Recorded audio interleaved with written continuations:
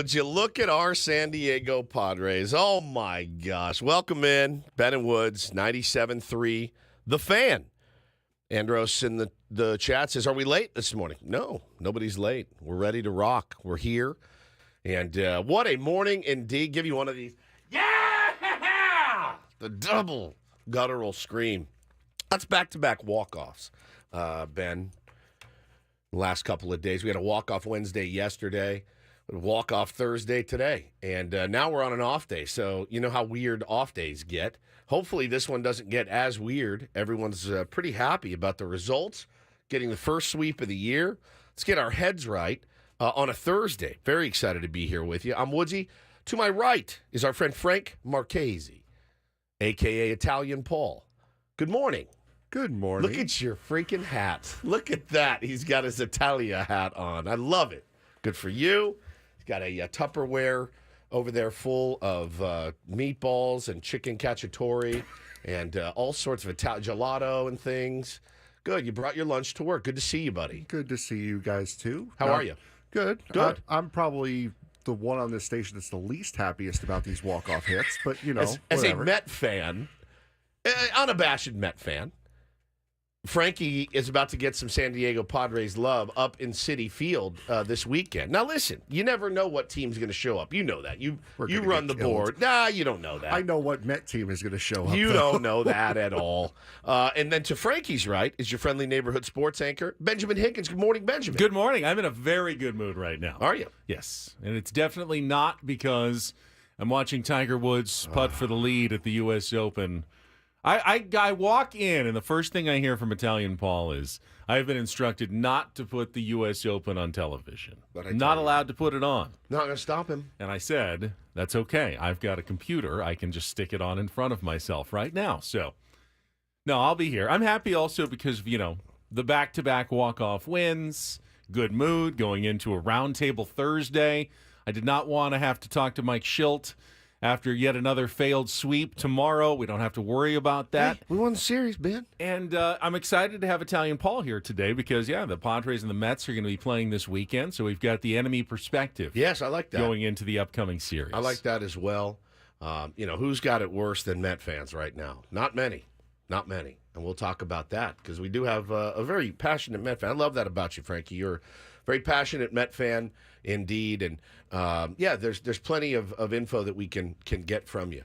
But, yeah, man, what a great day yesterday. Yesterday was a fantastic day. And, of course, listen, you know, when you have two walk-offs in a row, it doesn't mean that everything is, you know, sunshine and I'm glad rainbows. you said that. It's absolutely true. Glad you said that. You can't come in here this morning and be like, hey, we got it all figured out. No, absolutely not. Now, also not to be a giant pain in the ass and come in here and pick it apart, but, man, I tell you what, it wasn't my favorite game to watch until the last swing. I mean, it was not my favorite game to watch at all. Was not super happy with what I saw.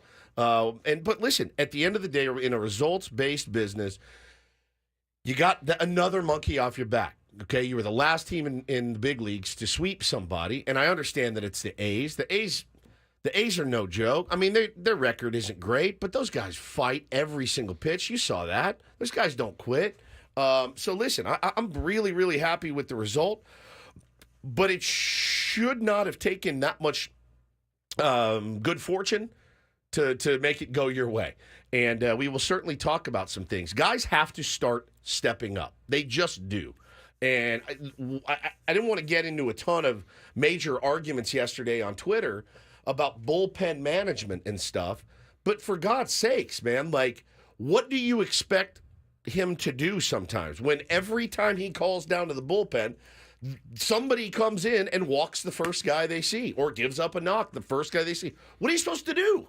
What are you supposed to do? At some point, guys like Yuki Matsui and Wandy Peralta, you have to do your job. You have to do your job. So I think it's important to talk about that stuff today. But I'm not here for that content right now. Though. Right. I want to hear this about is your good times. I want to hear your day at the San Diego County Fair yesterday. What a Opening day at the fair. It looked like as I was driving by yesterday, it was pretty busy. Yeah. It's hopping for a Wednesday. A lot of people excited to have the fair back. And you guys, your family went day one.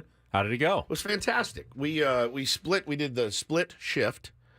I said that yesterday on the air, and I had a flub that might have been a curse on the air. The split shift. Hannah picked up Bo along with our friend Melody and their son Jackson. Bo and Jackson, best buddies.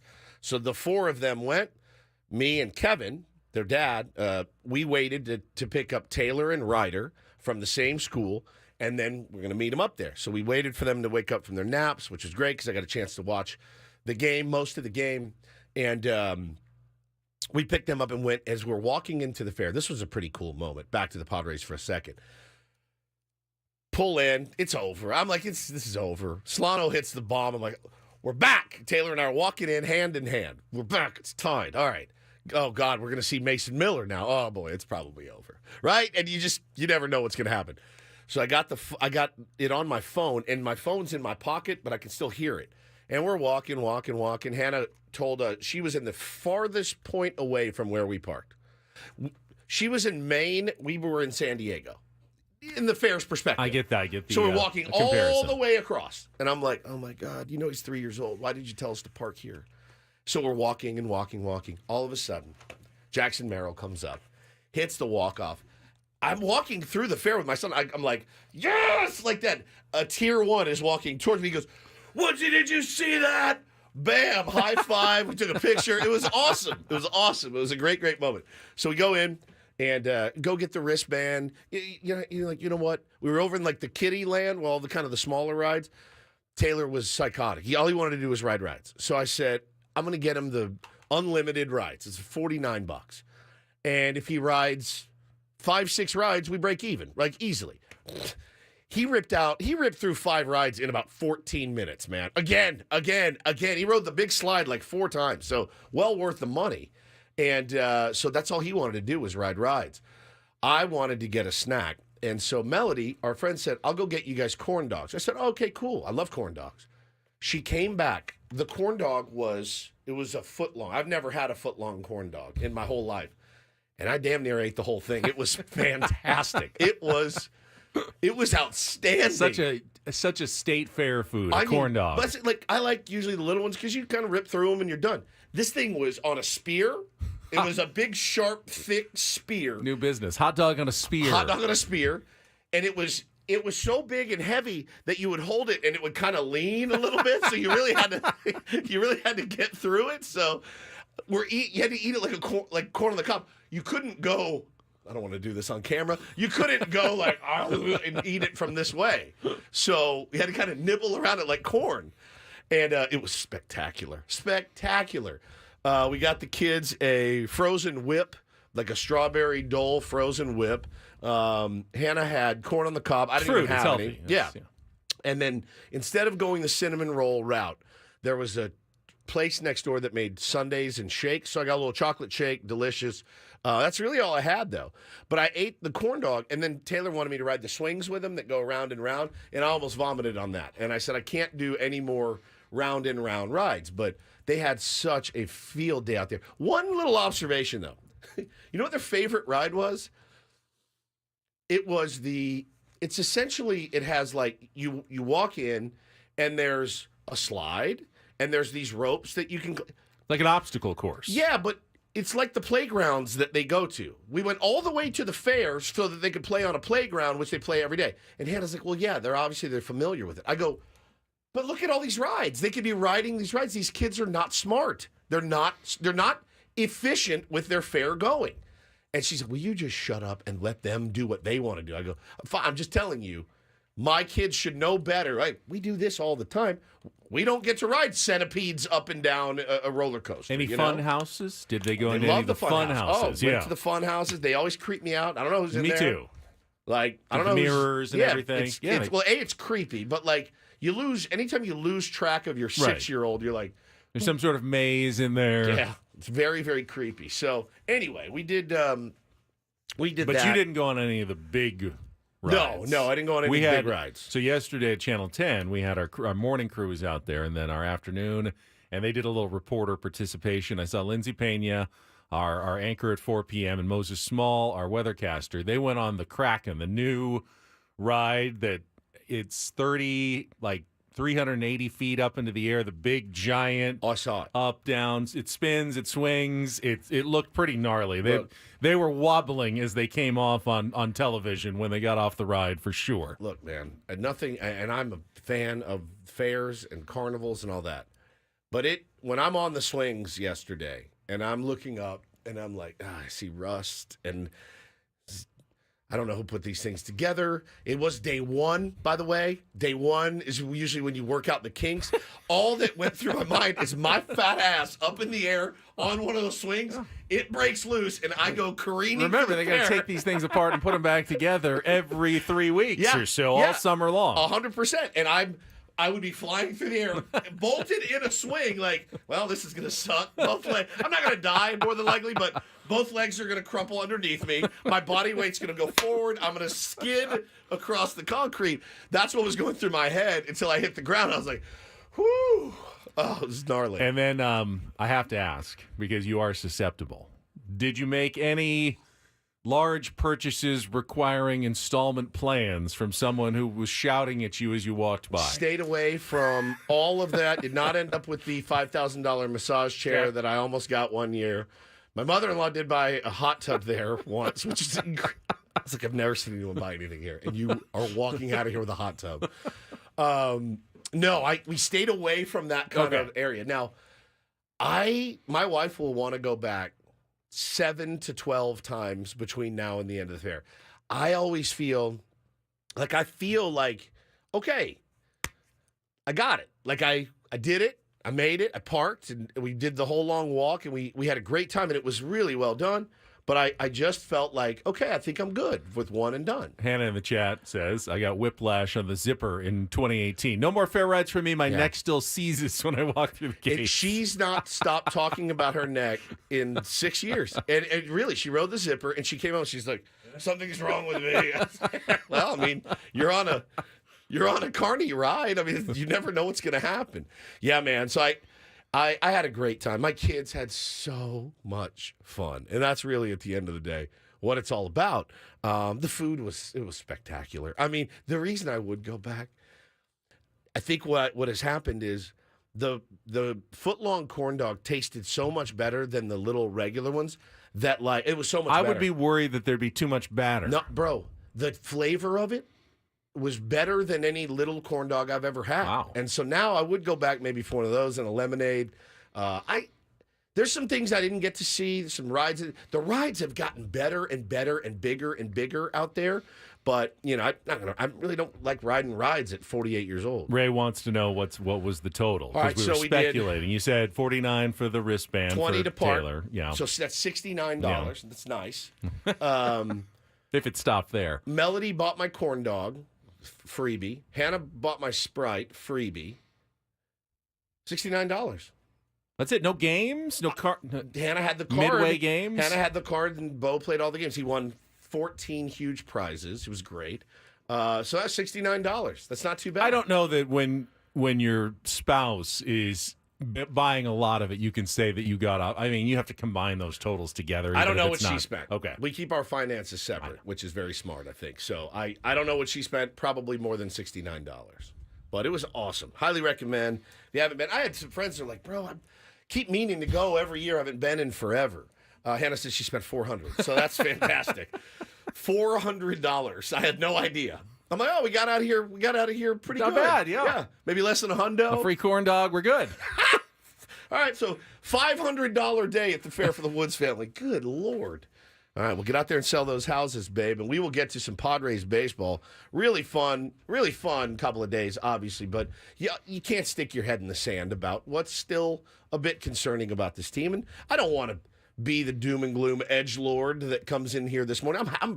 I'm massively happy about taking those 3 games. Massively. Yeah, there's a lot to be positive about, but I always think it's a good day to kind of poke around the edges when everyone's in a good mood, because you can do it a little less emotionally. That's true. Had we lost that game, Benny, then we'd be overreacting. God, overhaul the bullpen. You can do it a little less emotionally to see where the potential weaknesses are. So we'll talk about that. Set the menu when we come back. We've got lots of great audio, of course, from another walk-off win yesterday. We'll get to it all coming up. Italian Paul, Woodsy, Ben. It's a Throwback Thursday. It's Ben and Woods on San Diego's #1 sports station. Let's check traffic here. First time this morning on 97.3 The Fan.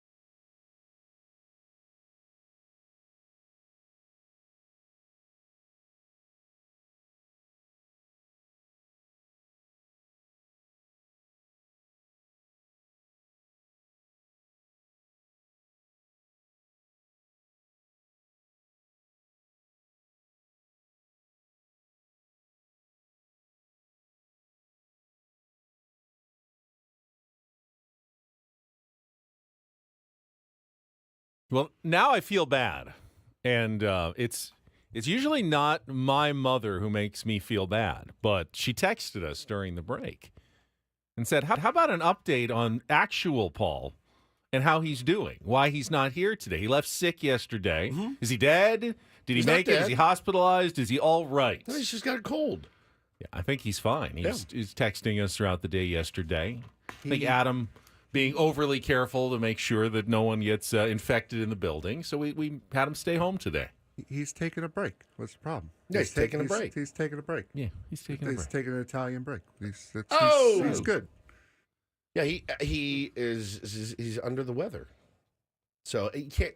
Thing is like you can't come in here and then get Italian Paul sick or Scraby or Scraby's already Are you out. okay with this? Because you hate the whole thing when someone goes on vacation. Paulie was on vacation, went to Las Vegas, then comes back sick and has to take more time off of work. You know, I think the old me would have been upset. The new me, who also gets sick, I just had COVID. Like, I just don't want anybody else to get sick. So I think I'm absolutely good with it. I'm down for as long as we have a fill-in that can fill in, right? What I don't want, is somebody that has no idea what they're doing. Italian Paulie does a great job. Even Bald Rindle himself does a great job when Paulie's out. Not that Paulie is, Paulie's a different beast in here, certainly. But, no, me 5 years ago would be upset, really. And I've grown, Ben. I have. I've grown. I've changed. I've gotten a little bit softer in my older age, and things don't bother me like they used to. I still get bothered.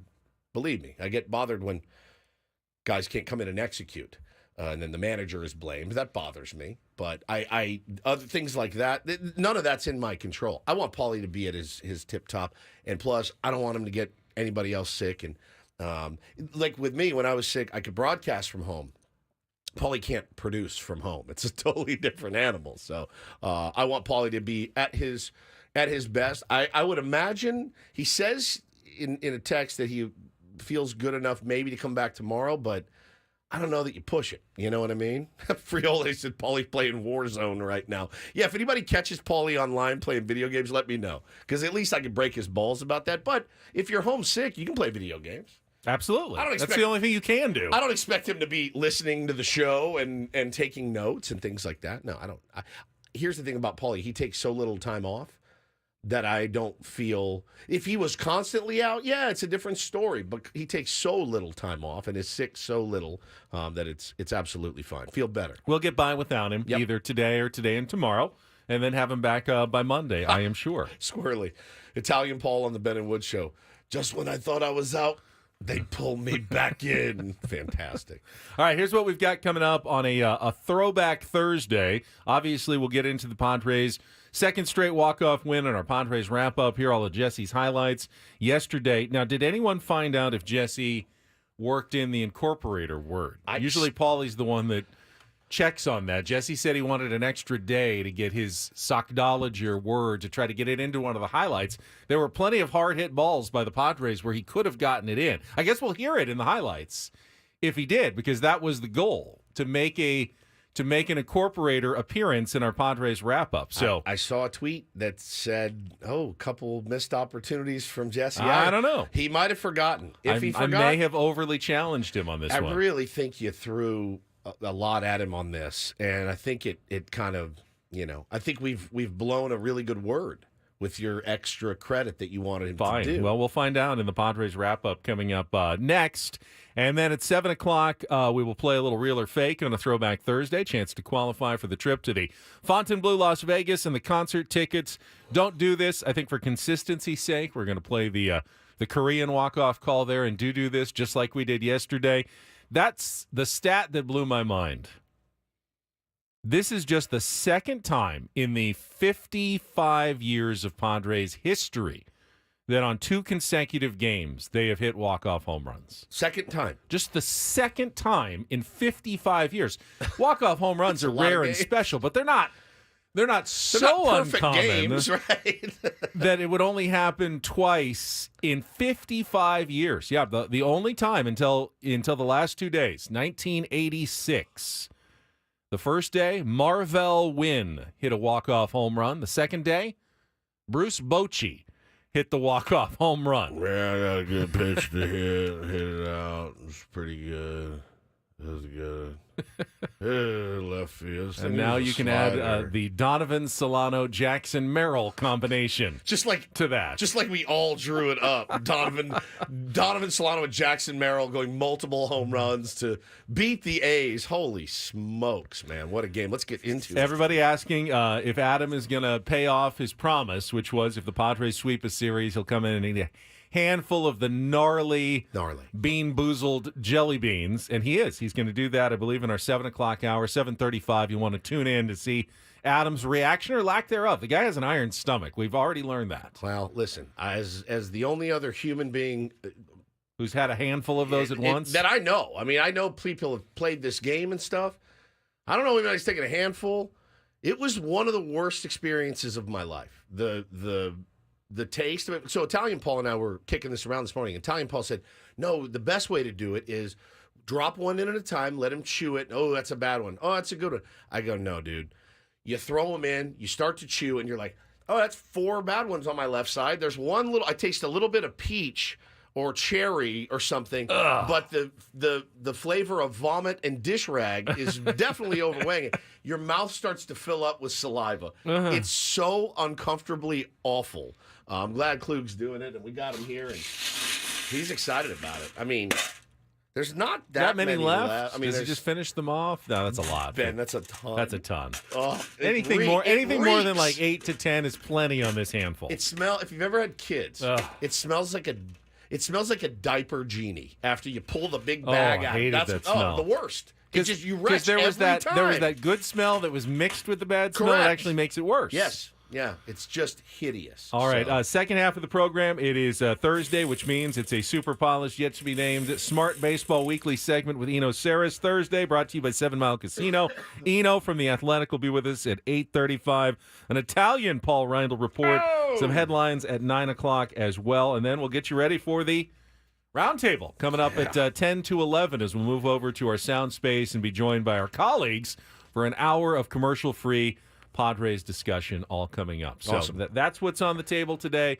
I'll probably update you on the U.S. Open once or twice as we're going through. Or thrice. Technically, Tiger Woods is in the lead at the U.S. Open right now. Yeah. It's very, very early, and he's tied with a ton of people at 1 under, and he's got a long par putt that he's probably going to lose that shot. But at the moment, he's tied for the lead at the U.S. Open. That's your update for now. We'll come back with our Padres wrap-up and all of Jesse's highlights of yesterday's win coming up next on San Diego's #1 sports station, 97.3 The Fan.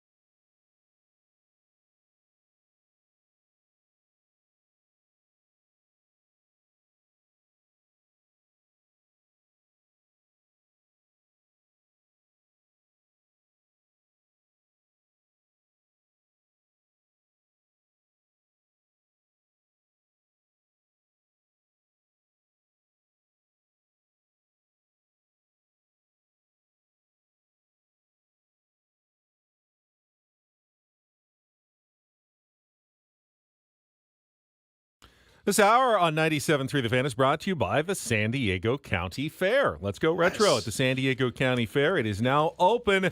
The magic of the Midway, live concerts and a nostalgic celebration of fashion, culture, and more. Buy your tickets online. Learn more on what's happening at sdfair.com. That's sdfair.com. Or just listen to Woods tell you all about his trip yesterday. Well, you're talking about fashion and culture, and I made an observation at the fair yesterday. It's like a Paris runway of couture.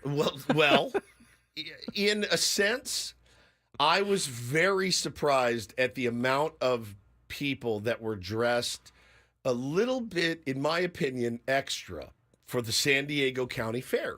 Like opening day at the races where you really doll yourself up with the hats. I was like, you guys know we're walking around on dirt, and like we are at a carnival. Like we're sucking down corn dogs and strawberry lemonades, and like there's no people were done up at the fair, and I was like, and I don't mean just like teenagers out for the summer. I mean like grown-ass women were in outfits, and I was like, really? What is happening? I'm expecting, this is where, tank top and shorts are completely appropriate. I had just a T-shirt on and some, joggers. That's what I always wear, though, but I wanted to be comfortable because it was a little warm, and the people really, the people watching there is top-notch. There's nothing like it on the planet. So that was good. But, yeah, I guess the fashion is king this year at the San Diego County Fair. All right, we will get to our highlights in our Padres wrap-up, and I'll be listening closely to hear if Sockdolager made it anywhere in there. You're going to be disappointed. Italian Paul doesn't know, but I think maybe we finally – hey, we're due for a win. Jesse's won every week of the Incorporator for years. Maybe we're due for a win. We'll find out after traffic here on 97.3 The Fan.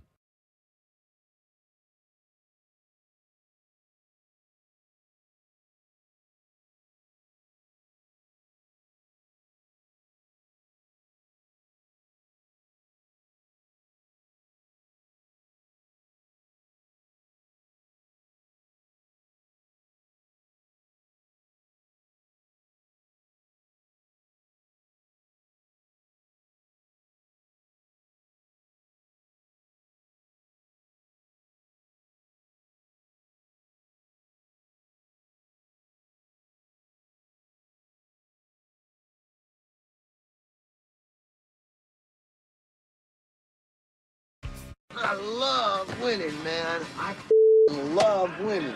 You hear what I'm saying? It's like better than losing. Oh, my God, I'm so stiff.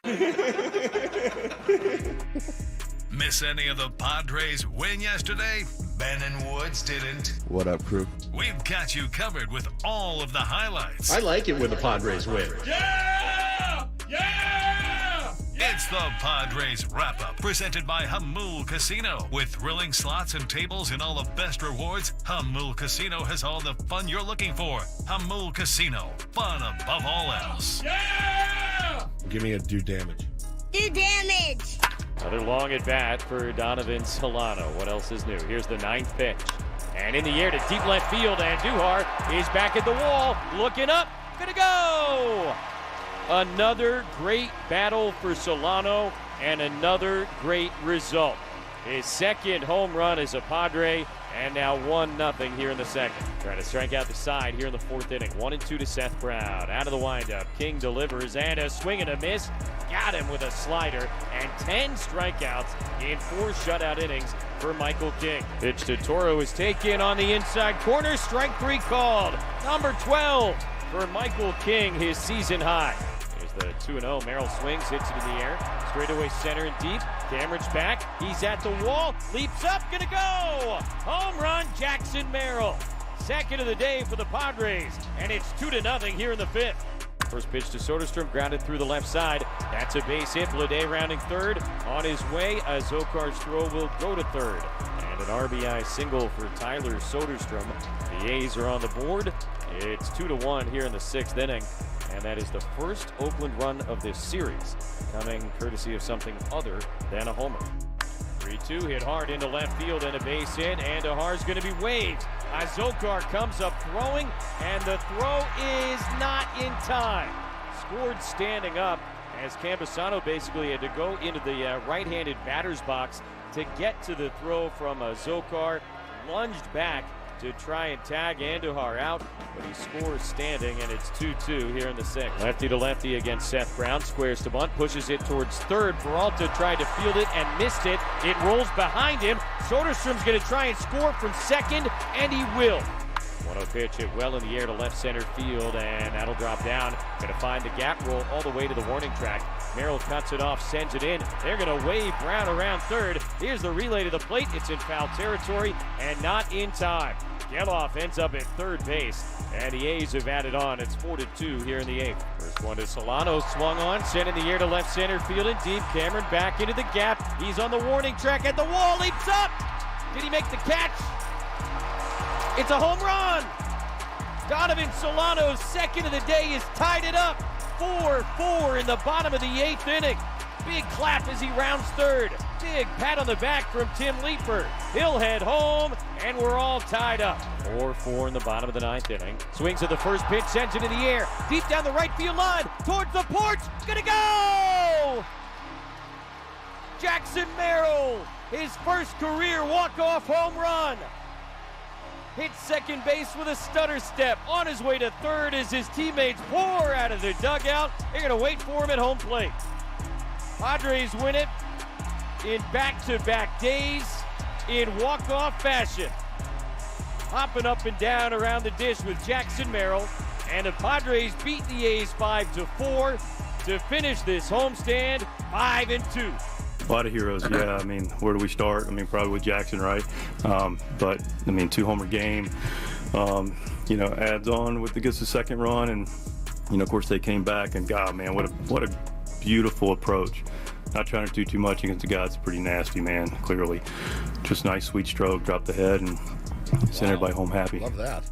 It's my favorite. Some real, Save that, Paul. some real Time, Paul. For me, Tatis rookie season vibes here for Jackson Merrill. Yeah, man. Not just, the production that they've gotten from Jackson, but coming up, before a lot of people thought he'd maybe be ready, a lot of expectations, putting you in a real tough spot to succeed right at the start of the season, just like Tatis was. Well, forced his way onto the roster, essentially, by playing really well in spring training. And at least they let Fernando Tatis Jr. play the position he Correct. grew up playing when he started.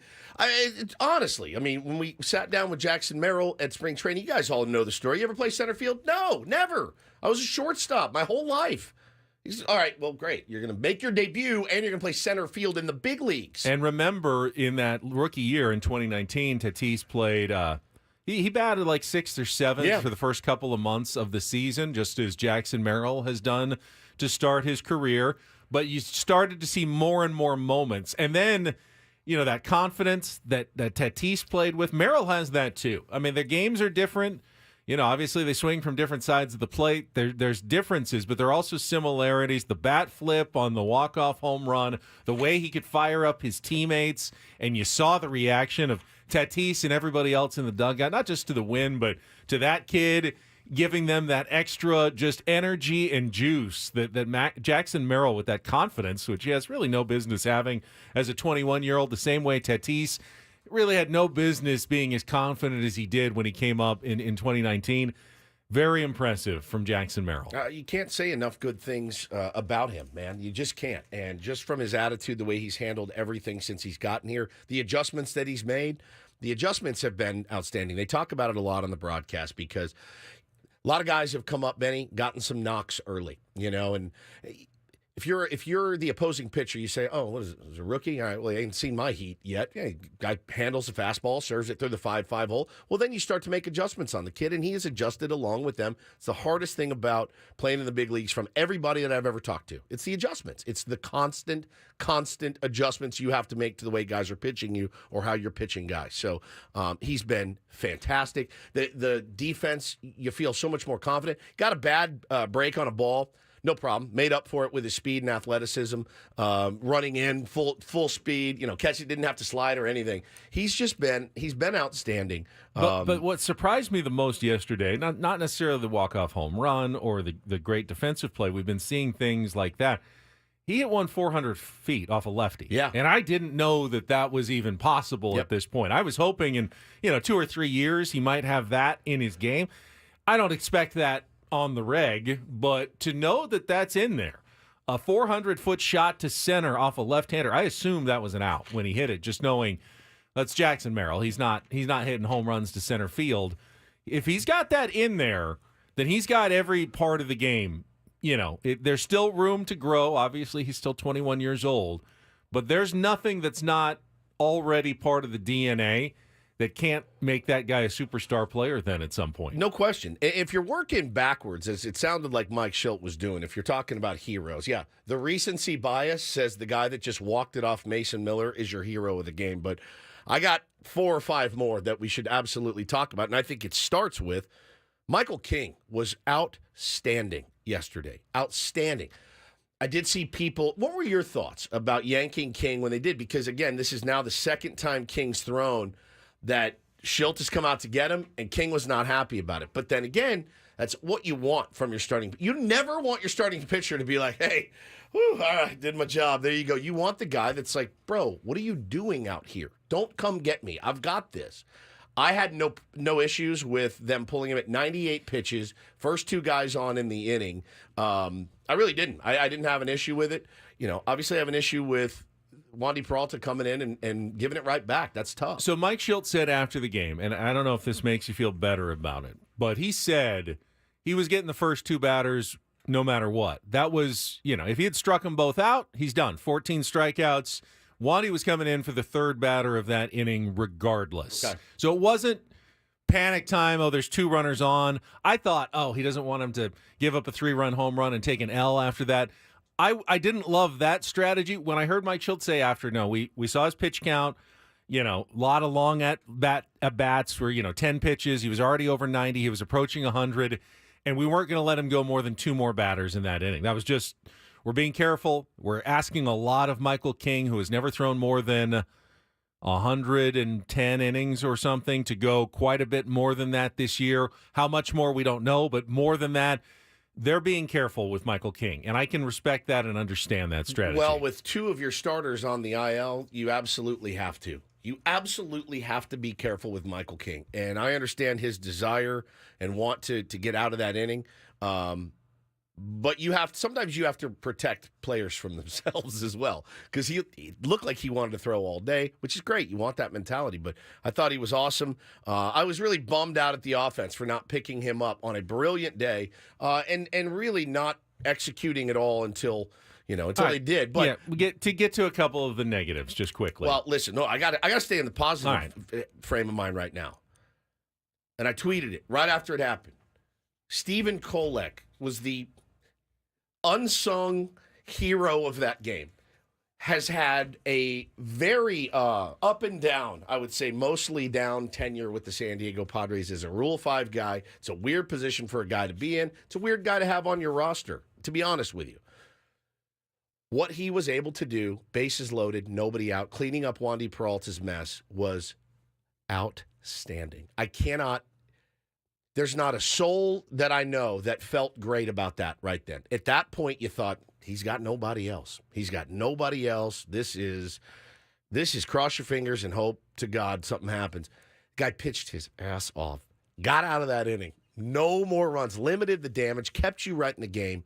Stephen Kolek, somebody buy that man a beer the next time they see him. I would love to. He was fantastic. What an outing from that guy. Kept us in the game. He wins the game. That won the game game's for really us. Pretty much over. If they get another hit there in that situation, the game is over. No question. He was unbelievable, man. Unbelievable. Jose yesterday. Azokar with the really nice catch as well at the end of the inning. But that's why he's on the team. Yes, because he's that in him. He's a stuff guy. They want to keep. They don't want to have to give him back because they really like his stuff and his promise.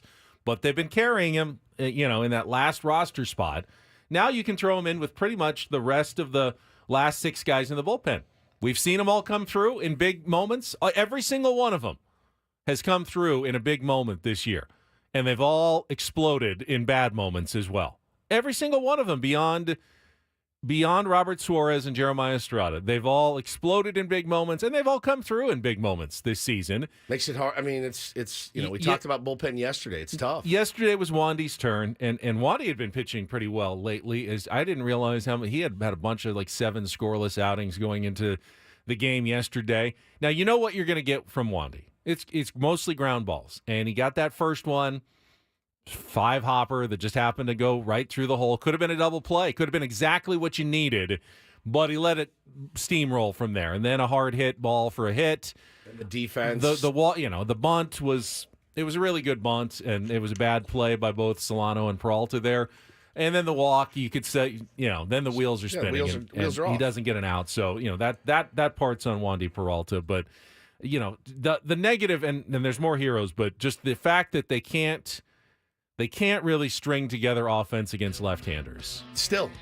Hogan Harris, nobody's. JP Sears. Yeah, they won the games, but they're not stringing together offense. They're not out of the lefties. woods, which was why Italian At all. Paul, you have a shot with the first two guys, I believe, in the series against the Mets being left-handed. You always have a shot with a lefty on the bump. Come back. I want to talk about that 8th inning and setting up Donovan Solano's moment here at the end of the game as well. Continuing our discussion of the Padres on 97.3 The Fan. We'll be right back.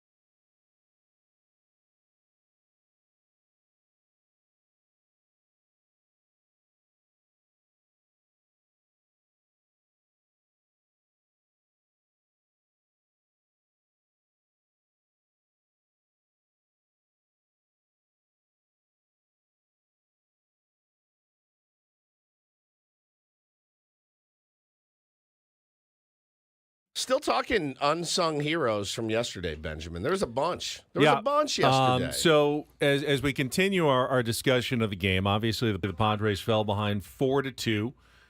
Jeremiah Estrada came in, gave up a run, but I'm going to actually put him in the unsung heroes category for even showing up. He had the trots. He was, as Mike Schultz said, he was still not even close to 100%, but the bullpen was taxed. He had the day off before. They kept him at home because he was sick, and they said, we need whatever we can get from you. And he did give up the one run, but the Padres still had a chance to win that game, obviously, going into the bottom of the 8th inning. It's 4-2, and while Mason Miller gets a ton of the attention, they've also got that Lucas Ursig, who throws very hard as well. And the Padres hadn't seen either of those guys in the series, so you knew what they were facing in the last couple of innings. It was going to be a challenge, and the first challenge is someone has to get on base. The tying run has to get to the plate, and you just want to do it with whatever way possible. And Mike Schultz pointed out after the game, and other people did as well, but Fernando Tatis Jr., who had a 17-game hitting streak, was 0-4 going into his last at-bat, and worked a full-count walk in that inning to get the tying run to the plate. Great AB, man. Yeah, and there were close balls. Mike Schultz said, hey, a lot of guys will want to swing. They want to get on, but they want to get a hit too and see if they can extend that hitting streak. And Tatis was patient enough and worked the at-bat enough to get on to first base with the walk. It ultimately did end up costing him the end of the hitting streak, but it got Donovan Solano to the plate, and I also, like Jackson Merrill's first home run, didn't necessarily think that was going out. Looked like he hit it well, but deep part of the ballpark. Thought Daz Cameron was going to rob that, man. Yep. Oh, my God. Jesse, you could hear in the call in the Padres wrap-up. Did he catch it? It was close. I wasn't sure for a second, and then I heard the horn go off, and you could see that he wasn't getting up with the baseball, and it was all right. That one got out, and now it's a tie ball game. So Solano, who had not had a 2-home-run game since 2019, ends up coming through. The very unlikely combination of offensive stars. 4 of the 6 hits were the home runs by Solano and Jackson Merrill. They only had 2 other hits the entire game. The rest of the guys did nothing. I mean, did nothing all day. Manny, terrible game. Tatis, to that point, had a terrible game. I mean, you don't win many ball games, even if it's against the lowly A's. You don't win many ball games, Benny, by the guys at the top of your order not getting the job done, man. So they got picked up yesterday. Manny Machado got picked up by Jackson Merrill and Donovan Solano. And, that's got to happen from time to time. But it's happened a ton with this team. The beginning of the season, it was all the bottom of the order that was getting it done. So nice to see them pull together as a team and figure out a way to scratch that win out. Everything kind of went their way, in the last couple of innings. But, man, I did not expect them to win that baseball game when it was 4-2. I did not. And one more, slightly unsung hero, Robert Suarez doing what he's done all year long, but doing it on a 3rd consecutive day. It's beast. And getting a win for the 2nd consecutive day. Guy I assume, is going to be at the All-Star game. He's now 4-0. He's had an unbelievable start to the season. Remember, last year was kind of rough, in the setup role to Josh Hader, had injuries, had the sticky stuff suspension. He just never kind of fully locked in 2023, but he came right out of the gate this year, embracing the new role as closer, and he has been fantastic all season long, and now he's done it 3 days in a row. Incredible. Enjoy your day off today, Robert Suarez. You've come through every time the Padres have asked you to this season. Just been so good. So good.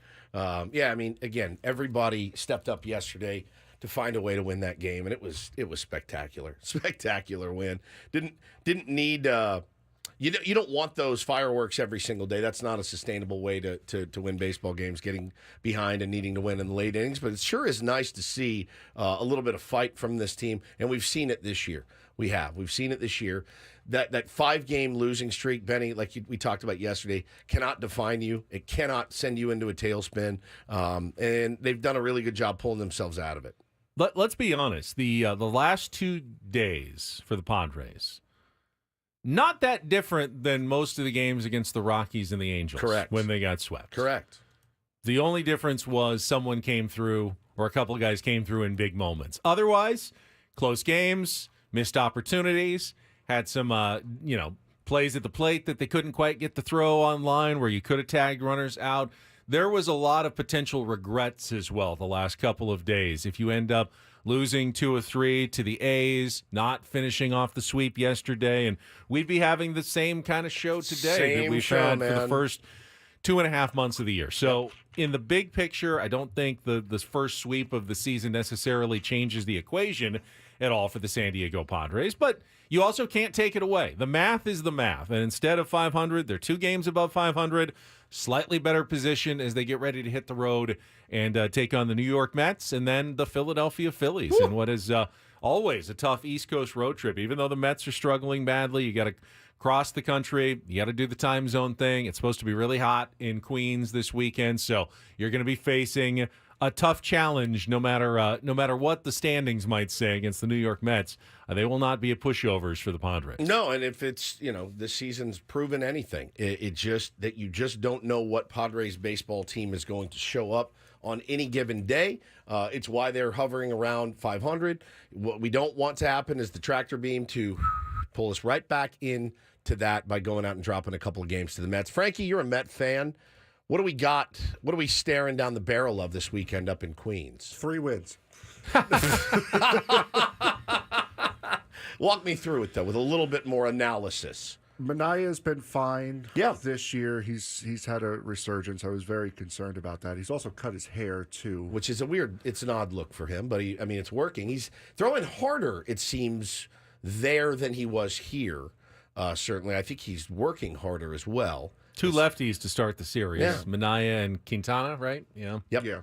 And, again, like you mentioned, they didn't figure out any left. They figured out a way to hang around against some lefties and end up beating a couple of righties, but they have not figured out left-handers by any stretch. The San Diego Padres have not, so I kind of like your chances there. Padres have played a little better on the road until Anaheim.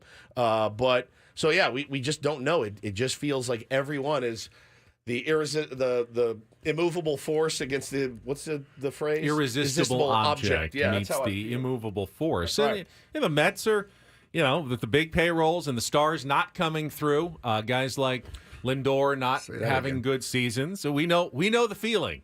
It's more high profile when you do it in New York, but we absolutely know this feeling that the New York Mets are going through, especially for last season for the Padres. No question. All right, we need a contestant. It's a Throwback Thursday, so if you want to play real or fake, if you always want to play Take on Woods, but you're afraid of challenging Woods because you think your musical knowledge may not be there, real or fake is for you. Chance to qualify for a trip to Las Vegas just by separating fact from fiction. Give us a call, 833-288-0973. 833-288-0973. We'll play our game here in just a couple of minutes as soon as we get a contestant online. So the Padres finish off their best homestand of the year at 5-2.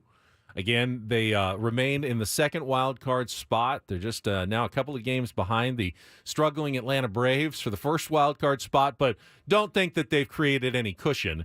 The Giants are right behind them, and then a mess of teams are still within 2.5 games of the San Diego Padres right behind them. It's going to be you're going to have to go on a long stretch. You're going to have to win 8 or 9 in a row, or 14 of 17 if you really want to start putting some distance between yourself and the rest of the National League. For sure. Which would be nice to see that before the All-Star break.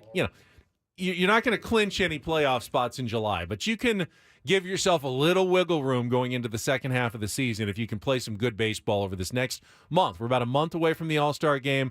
Important month here for the San Diego Padres to build on what we just saw. No doubt.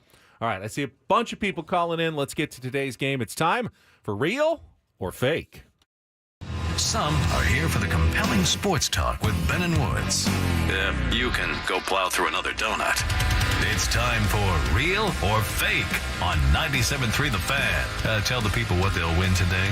All right, people, you can win an entry into our grand prize drawing, which is a 2-night stay at the Fontainebleau, Las Vegas, and your choice of tickets to either Hootie and the Blowfish or Smashing Pumpkins, and a $150 poolside dining credit. Summer room packages and tickets are available now at FontainebleauLasVegas.com. We're going to give Roman the chance today. Roman on line 2. Let's get you on the air. Good morning. Good morning, guys. Oh, listen to those pipes. All right, My now God. I feel inferior. Me too. I feel very Great. inferior. Jeez. Can you try to speak in a little higher voice in a pitch just so the radio hosts don't feel bad, Right. Roman? All right, here we go. Yeah, I can try that. Sure. There you go. Very nice. Much All better. right. Here is your category. Woods should be able to help you out with this one. The 2024 San Diego County Fair opened yesterday with this year's theme, Let's Go Retro. I have with me a list of all the San Diego County Fair themes dating back to 1989. Today on Real or Fake, I will give you a theme. You tell me if it's a real theme from our fair, past 35 years, or a fake I have thrown in to fool you. Roman, are you ready to play? As I'll ever be. All right, 4 right out of 7 gets the job done. Round number 1, and you can ask Woods for help if you'd like. Round number 1, the San Diego County Fair. Better get moving. Real or fake? Better get moving. That definitely has a cow vibe to it. And I know that Mission Valley used to have a lot of cows in it, so But it's in let's go real. Frankie? No way. Yeah, 1991, the theme, better get moving. All right, that's 1. 3 Nice. more gets you the win. All right, let's go. Round number 2.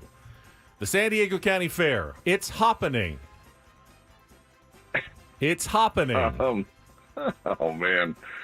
I don't know. I need the lifeline Phone a here. friend, or- It's happening? It's happening. I'm going to say fake. He's going to say fake. What do you say, Roman? My instinct says to do the opposite of what he said, so let's go real. All right, he's going with the opposite of the phone a friend, and you are? Correct. Damn it. It's real? Roman's got good instincts. my All right. God. That's 2 correct. We're halfway home already. All right, round number 3. The San Diego County Fair, Summer of Sports. Real or fake? What? Jeez. I don't know. What do you think? I think fake. Real or fake? Give us an answer, Roman. All right. I'm going to go with him this time. I'm going to say fake. Let's go. 2008, the BS. Summer of Sports. Idiot. It's all right. We got plenty of time. Just one wrong. Don't ask me anymore, though. All right. Round number Thanks. 4. Thanks. My help has abandoned me. Great. The San Diego County Fair. Fun for you. EWE. Fun for you. All right, man. Real or fake? EWE. Fun for you. There's no way. So I know that's real. Do you? Because I came home from college 1994. that summer and went to the fair, and yeah, it was like sheep and I don't know, like rutabaga or something. That is 3 incredible. correct. He knows. Good All Lord. right, one more, and you are our winner. All right, Roman, San Diego County Fair, Commotion by the Ocean. Real or fake? That sounds like a really good tournament name. Or an adult film. Fake. Well, I'm going to go to my expert on adult films. Yeah, so fake. That's fake. what does my help think? That's fake. Commotion by the Ocean. Fake? It's All right, let's go 100%. fake. That one is real. 2004. God, I'm terrible at this game. All right, that's all right. We are still just need one more for the win. All right, San Diego County Fair. Have a hoggone good time. Real or fake? He Have a hoggone good time. Come on. Hoggone good time.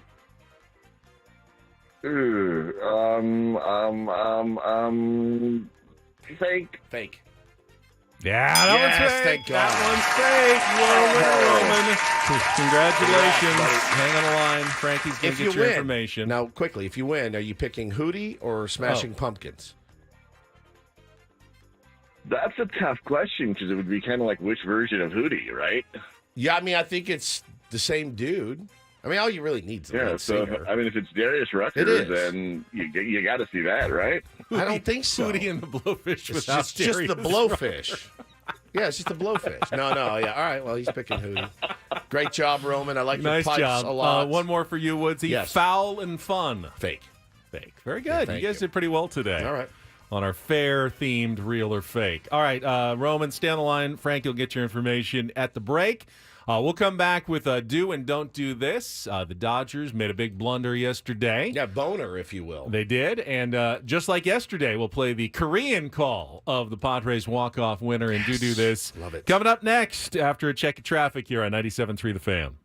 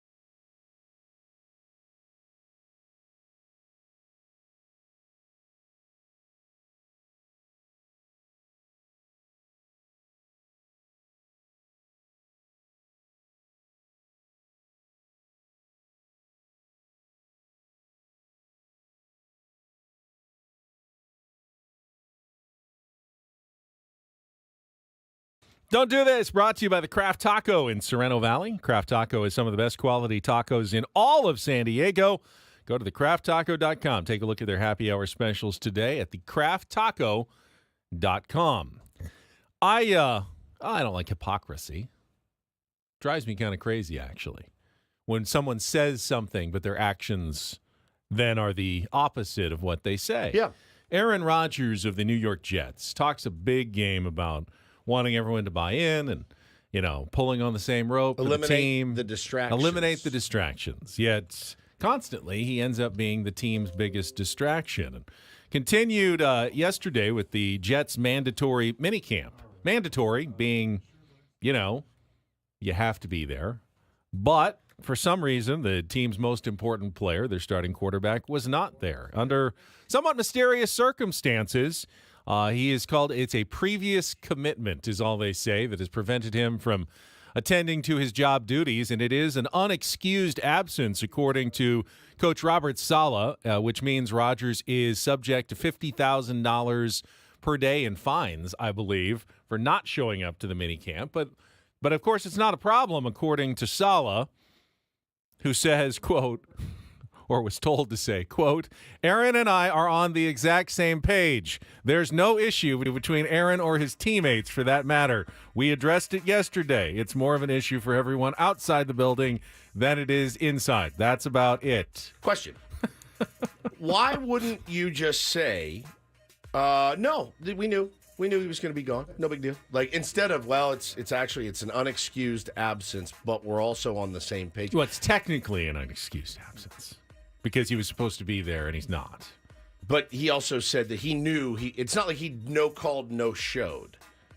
He didn't no-call, no-show. He knew he was not going to be there. Right. So then wouldn't it be an excused absence if it was worked out before? You're not allowed to excuse absences from mandatory things. So you have to find them. One of those things, Yes. Aaron, if you go, I'm going to have to bang Fine. you for a vacation Yes. day. Make sure you submit it through HR, and you're going to have to get fined. What if Adam fined us for vacation days? That'd be tough. I think Robert Saleh is in maybe the most difficult position of any of the NFL head coaches. No question. He can't really Biggest media market. say anything. Yeah. He's always on the edge of a knife when it comes to giant controversy surrounding Aaron Rodgers. And the at Jets any in moment. general. And the Jets in general. It's not just an Aaron Rodgers thing, certainly. It's a really, really interesting organization. So he also had the problem that he has Hassan Reddick, yes, who is skipping the minicamp to make a point. He wants a new contract. Correct. So he's not being there. And he can't say, it's fine for Rodgers to be missing. But Reddick, you're unexcused and it's a fine for you. But for Aaron Rodgers, no, it's okay.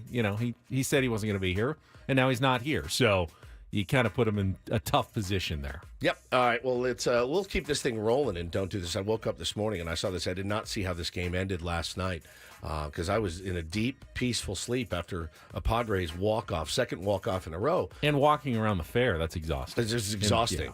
And I woke up and I saw that the Dodgers had lost a really close game at home to the Texas Rangers, Ben, with a chance to win it. Here's how it sounded when rookie Andy Pages got thrown out at home plate, ran through a stop sign. The third base coach, Dino Ebel, held up his hand and tried to hold him there. And the newest addition, Kevin Biggio, is going to be coming to the plate next, Benny, with a chance to win that game. And the Rangers executed brilliantly. Here's how it sounded. Line drive, base hit, right center field. Taveras hustles over. He juggles. Smith is in. Pages stopped at third. Runs through the stop sign. He's out, and the game is over. Andy Pages runs through the stop sign of Dino Ebel on a Jason Hayward double, and the game is over. Oh, it's Joe Davis. Sorry, just put me to sleep. Hear no evil, Dino evil. Hear no evil, see no evil. Dino evil. That's terrible. It is. Everybody makes mistakes like that. Padres have made a few base running blunders this year. We run the bases perfectly, from what I remember. That's a rough look, though, when you actually run directly through a stop sign to make the last out of a game. Gnarly. He said, from the first moment I knew I'd get to third. As soon as I saw him misplay it, I thought about scoring that tying run. You learn from those things. Unfortunately, those things have to happen for you to get better. Dave Roberts said it's one of those things. You got a young player, doesn't have a lot of experience. You run them out there to see how they learn. Took a perfect throw and an executed relay, and they made a great play. It's a pretty exciting ending to that game, but the Texas Rangers did take that game from the Los Angeles Nice Dodgers. moment for Corey Seager against his old team. Yeah. 3-run homer after he missed the first game of the series. So. How do you let that guy walk away? Corey Seager. It was no-brainer to keep him forever. Considering the issues they've had at shortstop since he's been gone. I mean, that's one that's got to sting. He is an outstanding baseball player. Outstanding. Makes you wonder. Does make Makes you you wonder. glad that they occasionally make mistakes. Yeah, I mean. They don't make a lot of them. Yeah. But they do make some. All right, finally, we will remain consistent for Do This. DD Mega Doo-Doo. Because yesterday in Do This, we played the Korean call of the walk-off home run by Kyle Higashioka. So let's hear what it sounded like in the ninth inning yesterday at Petco Park with Jackson Merrill at the plate against Mason Miller. 홈런이 있는 메릴이고요. 걷어 올렸습니다. 오른쪽 높게 던져 넘어갑니다. 두 경기 연속 끝내기 홈런. 잭슨 메릴이 해냈습니다. 자, 메릴이 이 경기에 마침표를 찍습니다.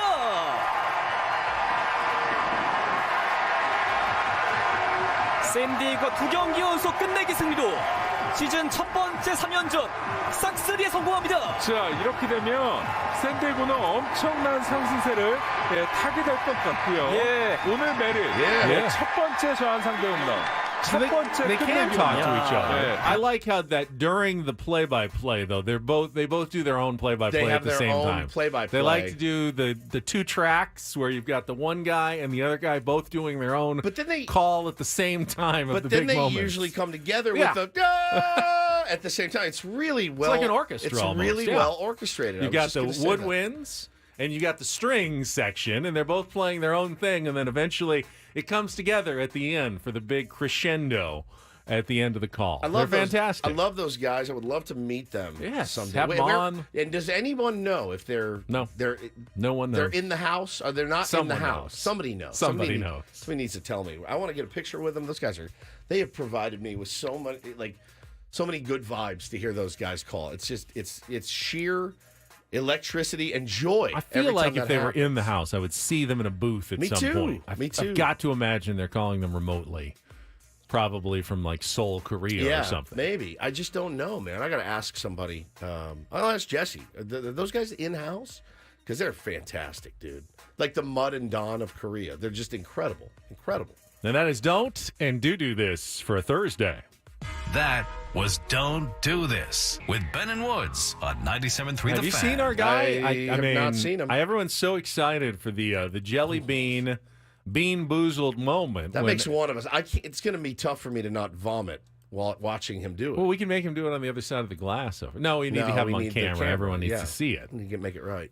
So if Adam's here, we will definitely have him eat jelly beans when we come back. If not, we will do it later in the program whenever he arrives. So just to kind of have to stay tuned to find out when he's going to pay off his promise of a sweep handful of Bean-boozled jelly beans. But we will get to that coming up on San Diego's #1 sports station, 97.3 The Fan.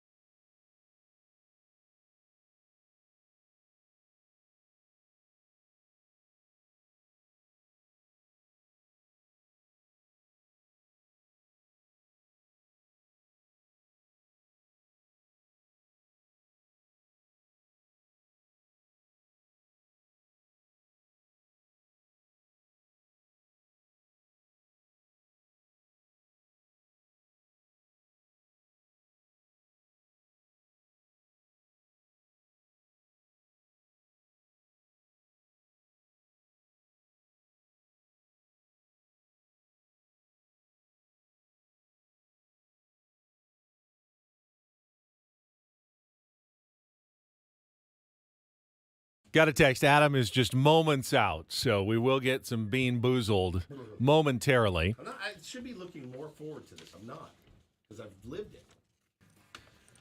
While we wait, gives me a chance for Basketball Ben to mention the NBA Finals are over. All right. I mean, technically, there's still one more game left at least, but this series has not lived up to any hype at all. Been the a Boston banger, huh? Celtics are going to win another title this year as they go up 3-0 last night with wasn't a bad game. I mean, Dallas was up, then Boston came back, then Boston went up, and Dallas came back. Ultimately, though, the Celtics just have too much. Even without Kristaps Porzingis, Jaylen Brown, Jason Tatum. I mean, you can argue about which one's better or more important. They're both really good players. It's a good team. They're very athletic, very deep. Luka Doncic complains a lot about foul calls. He fouled out in the fourth quarter of the game yesterday after 27 points. Even Kyrie Irving had a better game, 35 points, but it wasn't enough. And if you can't win at home against a team that's missing a key player, I don't know that you have much of a chance. No team has ever come back from 3-0 in the NBA. Obviously, it's happened in baseball, famously. Yeah. It's happened a couple of times, 3 times, I think, in hockey. 156 times in NBA history, That's team has unreal, taken man. a 3-0 series lead. 0 times have they blown that 3-0 lead. That's almost... Now you're getting to the point of like, okay, it's almost unusual that it hasn't happened. We're not talking about a miracle. We're talking about 4 straight Winning wins. 4 straight games. Against, yes, what is undoubtedly a really good team, but you just think in 156 tries it would happen once I know. that you'd lose 4 in a row. Is this going to be the time? I really don't think so. One more in Dallas. One more in Dallas. If they get through that one, then they have to go back to Boston for Game 5. Game 4 is tomorrow. Boston's, Game 5 would be on Monday. I will promise you, somebody in Boston this morning saying, we should drop this game in Dallas and win it at home. Yeah. I'm not worried about it at all. Like, that's exactly what they're saying because, well, we're a bunch of hacks. Celtics have won 10 straight playoff games. They're like the UConn of the NBA, man. I think if they win tomorrow, they will finish the regular and postseason with a record of 80-20. Pretty damn good. 800 winning percentage. Pretty damn Which good. puts them in the conversation of greatest teams of all time with the Bulls who had the amazing season. What was their regular season? 72-10? 72-10, I think. I was in Chicago for that. It was unreal. Not quite that level. People are going to question because they've faced nothing. Injury-riddled teams in the playoffs, lower seeds. But, I mean, you got to give them credit. They've beaten the opponents that were in front of them, and they're going to win the title. If not tomorrow, then certainly Monday, probably at the latest. While we're waiting for Jelly Bean, will you bring up that topic that we kicked around for just a second? The Bill Plaschke tweet? Yeah, Bill Plaschke tweeted, and I thought this was interesting. He said, fouling out in basketball is the dumbest rule in sports. Why would you institute a rule in which you leave it to officials who make mistakes all the time, and it's already kind of a subjective decision when it comes to whether you call a foul or not, that you could take off your marquee guys. You take them right out of the key situation, the moment, the end of the game. Would it have been a more entertaining finish with Luka Doncic on the court for the last 4 minutes or not? And he goes, why would you have that? You don't have to have a rule where guys foul out if they get 6. Just keep them out there. You just keep calling fouls. You put them the free throw line that you're punished already for fouls. Is it over punishing a team by fouling out one of their good players? I never really thought about it. I had never thought about it either. It's just a thing in basketball. You foul out. You have too many fouls, you foul out. Yeah. I mean, if you strike out 3 times, you're out. You're ejected out from the game. You're out. I don't know. I really don't. I really don't know how to think about that. I've never really thought about that. But it's one of those things that's oh, he's in early foul trouble. We got to sit him. Yeah, you got to sit him. Wait, let's be honest. Everyone came to see him. Let's be honest. You got to sit him. That friggin' sucks. Like when we're watching the Aztecs, and somebody, Jane Ledee gets two fouls quick early. fouls. So, You're like, well, there is. Cool. That's it. He's going to rot on the bench for the first half. Yeah, you want to come see the players play, not sit on the bench with 2 fouls. Miley says it adds more strategy, and it does, yeah. But it's not necessarily strategy. You're leaving it up to the judgment of an official, which I think some of the calls against Luka last night were a bit dicey. The one that right? fouled out, they reviewed it. I mean, it was the old blocker versus charge. Right. And, There was a bit of a push-off by, I think it was Brown, but also Luka didn't quite have his feet set. I mean, they're all really close calls. I mean, there's obvious fouls, but there's a bunch of subjective close ones along the way as well. Like Diesel says, you foul too many times in soccer, you get a red card, you get ejected. So, it's interesting. It's an interesting thought by Plaschke. I mean, I guess, fundamentally you look at it and say, oh, yeah, that would be nice to have guys. But again, you have to play knowing that that's the punishment, and you have to play a little bit differently. But yeah, I mean, you know how I feel about referees and umpires and everything else. I mean, I get that it's a hard job, but a lot of times they do change the momentum of the game. So I saw him. He's right behind you. Hey, let's We're go. ready. Yeah, we're going to check traffic, and then we'll come back. It'll be time for Adam to pay off his Bean-boozled promise. A Padres sweep, handful of jelly beans.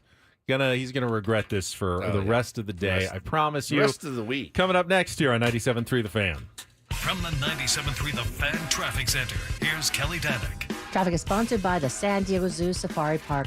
Guys, one problem. This is on the Carmel Mountain Road off-ramp, southbound 15. Somebody was filling up their gas tank and got struck by another vehicle. So it looks like that person is being transported to the hospital. Hope they'll be okay. But again, just watch out for little activity there, southbound 15 at Carmel Mountain Road off-ramp. Fortunately, no other trouble spots on our roads. Change the way you see the world at the San Diego Zoo Safari Park. Whether you're eye-to-eye with Sumatran tigers or soaring high above giraffes and rhinos, every adventure helps support wildlife worldwide. Visit today and see conservation from a new perspective. And Kelly Danick with Ben and Wood, San Diego's #1 sports station, 97.3 The Fan. All right. See, now, Adam has come in. It's Roundtable Day, so he's wearing his 97.3 The Fan polo, which Woods does on Roundtable Day as well. Adam's not on the Roundtable. Right. So he doesn't appear on camera during the Roundtable. So I can only imagine that he has specifically chose to wear it, hoping that perhaps his Bean-boozled moment goes viral. Yes. And when it does, he's going to be able to promote the station by wearing his polo during his viral moment. Well, he's a brand manager. He's managing the brand. That's exactly what he's supposed to do, getting the most out of what we have to work with. Is that lotion that you have over there? What is that? Oh, toothpaste. That's I have that. That's Costco. Toothpaste right there. I've got that too. You bring that to work. He's trying to. This is for the the aftermath of aftermath. Bean-boozled. It's going to be disgusting. It doesn't help. Now, a couple of things.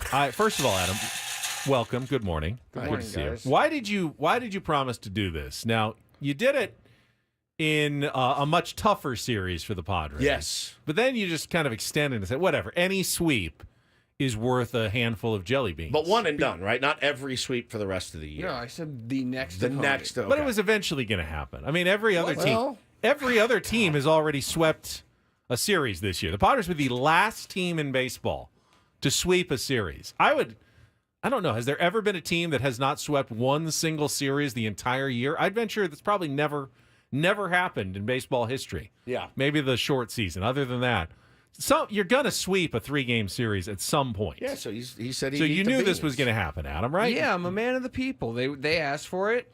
They get what they ask for. Now, you've also been proven to have a fairly iron stomach. Like bananas, dude. You ate the Thai 10 spicy food No without problem. even blinking. Didn't even break a sweat. Yeah. I was hoping that would play into this as well. There's no different. spicy ones. There's nothing though. spicy They're just here. unpleasant. They just taste like. What did you get last time when you spun the wheel, when you gave away our rally towels? Well, the first one I got was the blue one. You got which was toothpaste, which isn't bad. I'm hoping there's a lot of blue ones mixed in there. There's some blue in And then there. I ended up getting... I ate another one because the toothpaste wasn't really that bad. And I think I got the barf. Barf, yeah, which is not great. All right, well, here. All right, so lower your camera a little bit so we get a little full view on you, just a bit. I'm going to feed him. There you go. All right. So you're doing one at a time here? No. He's got the whole. He's just going to drop. Take them from your grubby hands. My hands are clean. Well, that's the worst part of it. Show how many you're getting. Yeah, let's see on camera. Hold on. Show the.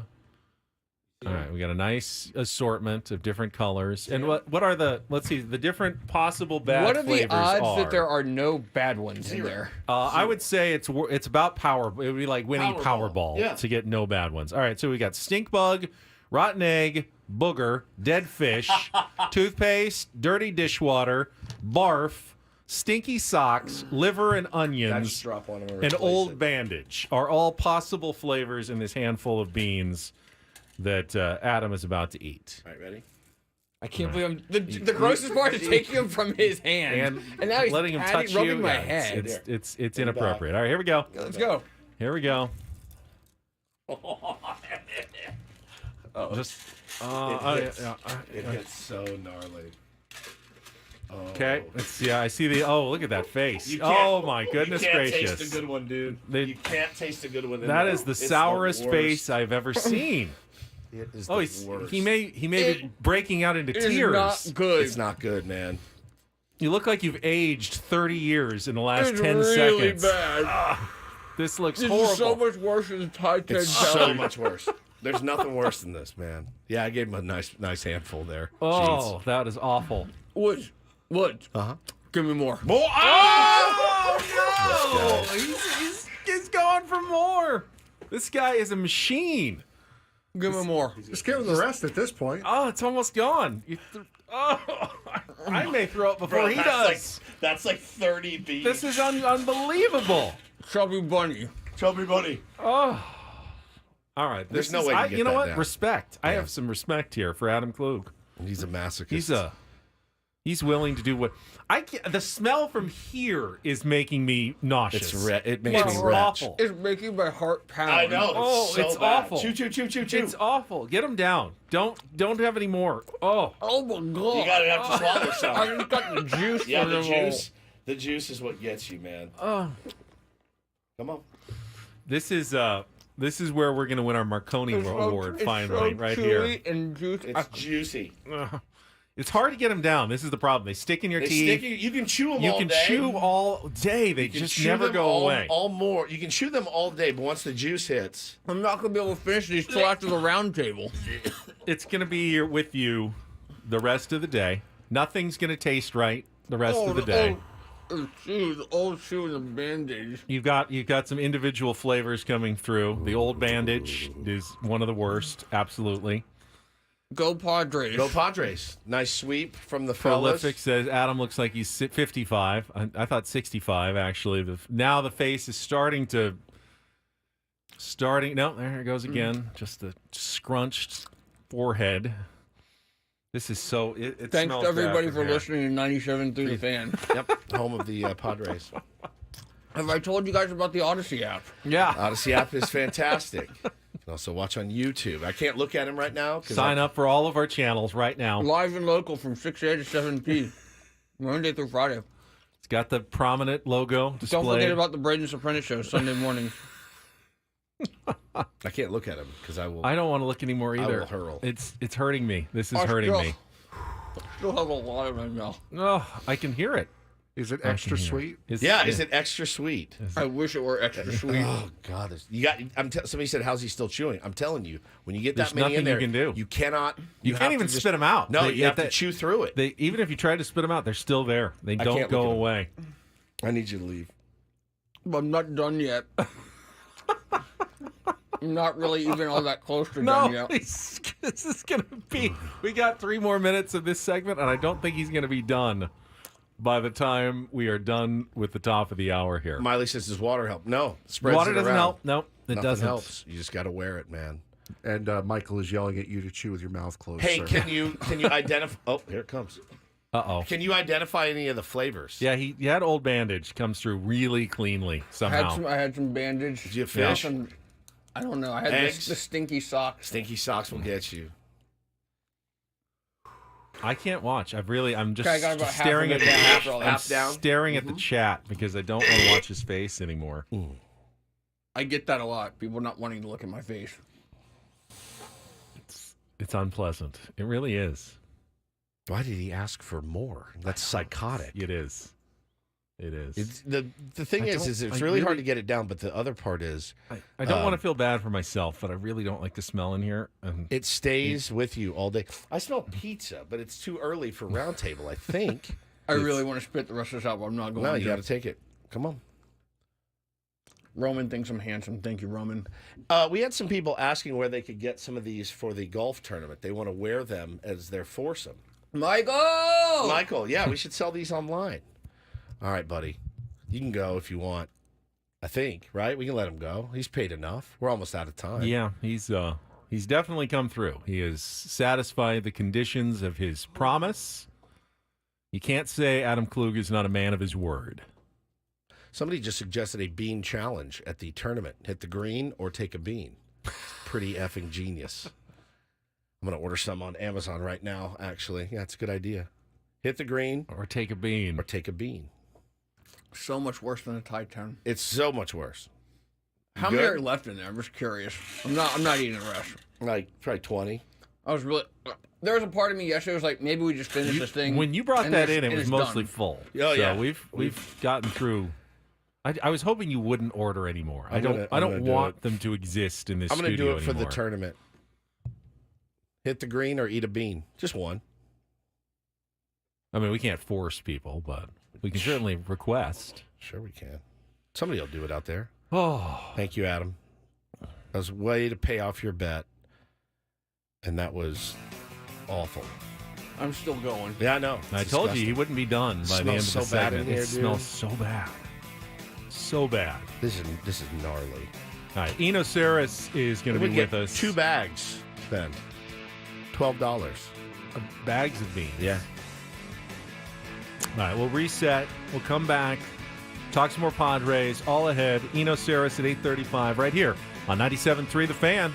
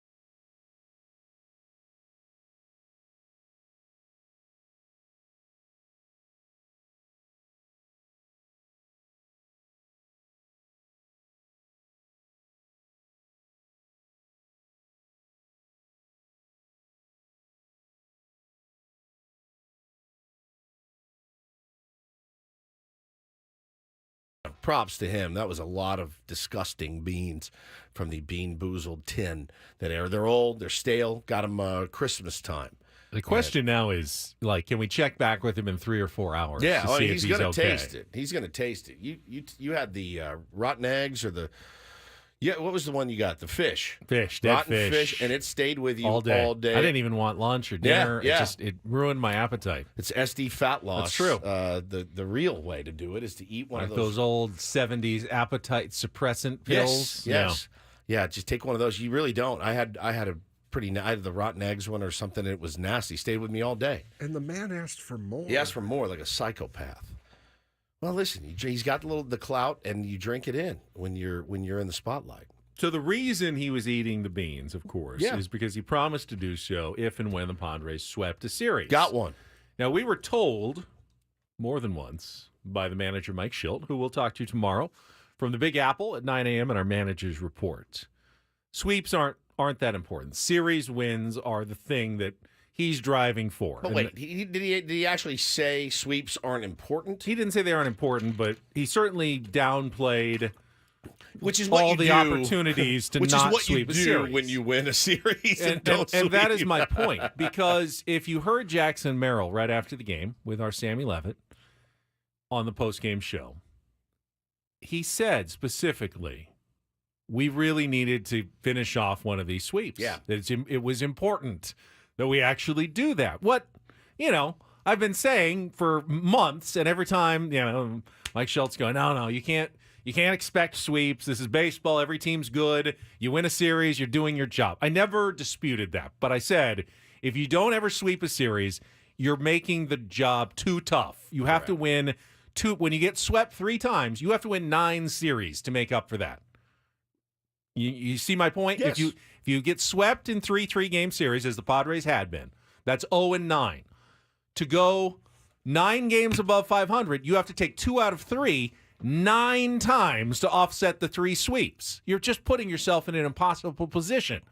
1 sweep down, very important. And Jackson Merrill acknowledged that after the game, that the sweep was something they were, in fact, thinking about. It was important to them. And they did attack that knowing this is something we have to be able to do.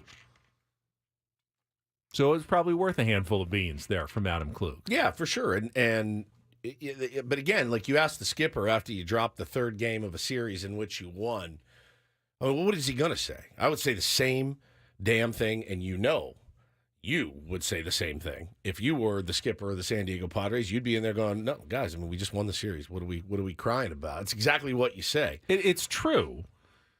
As long as you occasionally do win 1 or 2 of those sweeps, then yeah, you're not going to complain about series wins. But if you never sweep a series, it becomes a problem. But with Schilte, I can see why you say it was a little bit downplayed. But again, that's kind of what you say, man. That's exactly what you say. No, we won the series, and would love to finish that one off, obviously, and feel like we were in a good position to do it. We just didn't get it done. The other thing that was downplayed publicly, but maybe not as much privately, and I just read this in the UT newsletter this morning. Remember how Mike Schilt and players said, Xander Bogaerts, hey, it was the prettiest 5-game losing streak ever. We played pretty good ball. Yeah. Just happens in baseball. Just found out that at the 5th game of that losing streak, the Padres did call, in fact, a team meeting. I think I tweeted it the night before. To discuss what was and was not going well. Joe Musgrove said the effort on everyone's part now is way better. Okay, that implies that maybe the effort wasn't what it needed to be before maybe said team meeting. So they got together, they discussed some things. It's not like they went right on the winning streak. They split 4 with the Diamondbacks. But now, they've won a few games. They've climbed back 2 games above 500. So there was perhaps some behind-the-scenes urgency that they were not publicly expressing to the rest of us during that 5-game losing streak. Publicly, everything's fine. No reason to panic. Love this team. Everything's going to be okay. Privately, all right, let's make sure that we're all on the same page here and getting things taken care of before they get out of control. Well, and that's honestly how I want my baseball team to handle their business. Is it not? That's exactly what I want from my team. If there's an issue, behind closed doors, get it fixed. I don't want it spilling out into the public, as juicy as it may be for content purposes. I want my baseball team to handle their business internally. I do, every time. I don't want to see guys getting chewed out, on the field by each other. I mean, look, things happen. Tensions get hot during the season, but handle your business internally in the clubhouse. What happens in there stays in there. I think everybody's fine with that. As long as you go out and win ball games and give effort, 100%. That's all we ask for. Now, this was Joe Musgrove talking. And it's not like Joe wasn't there last year and calling team meetings. They called tons of team meetings where they discussed some of the same things last year. And yet it never really turned around until the end of the season. And I'll give you a little preview here as we do of one of my roundtable topics later today that we're going to be discussing at 10 o'clock with the whole crew. And that is, clearly, there's something different about the 2024 Padres. Would you agree with that? Oh, yeah. More walk-off wins, more come-from-behind wins, better in close games. To whom or what do you most attribute those positive changes? A lot of the players are the same. You could go right to the manager and say that that's the difference maker, but I don't know that that's necessarily the right answer. Where does this change come from? Because they are winning one-run games. They just won 2 in a row. They are coming from behind. They don't have that look like when they get down 1 or 2-0 that the game's over. Maybe tomorrow's going to be our day. That you felt at times last season with the San Diego Padres that it just wasn't going to go their way on certain days. Way too many of those days last year. So what changed? What changed between 2023 and 2024? Well, the manager changed. The manager did change. We can say this is Mike Schilt's. This is the difference that Mike Schilt has provided. You can say it. You can say it. I don't know that that's the right answer, but that's certainly one of the places you can go. They're 2 games over 500. You can say Juan Soto is gone. Right. I don't know that that's even remotely correct, but that is a difference between last year's team and this year's team. I think you've added Jurickson Profar for an entire, from spring training. That's definitely one of the possible answers here as well. When they added him, they played much better. It's inexplicable to me, other than he's just having a really good season, and he's a really, really good glue guy, and he really loves playing here in San Diego, and he really loves the skipper. I think all the guys do. I was out Friday night, Benny, and I was with my nephews, and they were getting some autographs and stuff, and I looked over, and they said, "Oh, that's Cronenworth. We really want to meet Cronenworth." I said, "Oh, he'll come by for sure." He was standing at first base. Him and Schilt were talking. I kid you not, 25 minutes, just having a conversation. 25 minutes, just the 2 players. And I looked at that and thought, yeah, that's different. That's definitely a different look than what I've seen here in the past. And I think credit is due a lot of places. I think when you infuse the team with a talent like Jackson Merrill, again, we talked about. I was just going to say Jackson Merrill, I think, is a viable answer for at least some of the difference between last season and this season. And that's not uncommon. You see a guy inject some life in, and you got 7, 8 guys that have been in the league for 7, 8 years. Yeah, man, it's a little bit different when a rookie comes in, starts lighting the world on fire, brings all the energy, and you look and you go, this guy has totally helped re-energize this team. So Chris says Luis Arraez is 100% the change. 100% brings confidence. Change. Contact is a big thing. Contact may not be the most analytically effective way to win baseball games. They'll tell you strikeouts don't hurt you that much as long as you're slugging and hitting home runs. But I think emotionally, having good at-bats that end in line drives, even when they don't pan out, is good for morale on the team. I think the morale of teams that wait around for home runs can suffer, especially on the days when they don't come, because they're not going to come every day. They just kind of recently arrived here. 10 games in a row. Yeah. 10 games in a row with a home run out of the blue. After a whole stretch where it looked like they might not hit like 10 more home runs the entire season. They have homered in 10 straight games now. And obviously time and time together, continuity, all that stuff helps. And Maria says Suarez just having that guy at the end of the bullpen. 100%, man. And not saying these are my rules and this is what I want to do. Just having more team kind of oriented guys. And I think there's 9 things we just named. You put all those things together, and you have. I mean, again, let's settle down though. It's a team that's 2 games over 500. Like they're not running away with it and shocking the world. They're 2 games over 500. We got to couch our excitement and enthusiasm. But you can't watch this team this year and say it doesn't feel different. It absolutely does. I want to go back to the no Juan Soto because it was not Juan Soto's fault last year. I think there is at least some truth to the thing, though, that when you have Juan Soto on your team, you definitely don't want to be the guy that makes the mistake that doesn't allow Juan Soto to do his thing. Sure. So there may have been a little more waiting around, like, okay, let's not press things because we got Juan Soto on our team. But you can't just have that attitude. He's only 1 out of 9 guys in a lineup. Yeah. And if you're just waiting around for Juan Soto to save the day, yeah, every once in a while he saves the day, but that's not an effective strategy. Now I think you have a team that 1 to 9, they all feel like if we don't contribute, we're not going to win. And that actually is probably a good thing for this ball club. I mean, this is not to be like negative Nelly, but Satan's Blowfish in the chat nails it. It's taken a lot of small miracles and Herculean efforts from certain players to float around 500.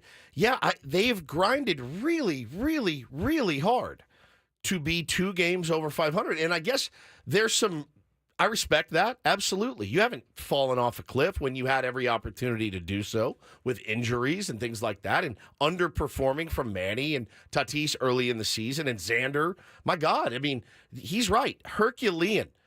Miracle performances out of some guys early in the season. Nobody expected this from Jackson Merrill. A lot of people were sour on Jake Cronenworth that he could still produce.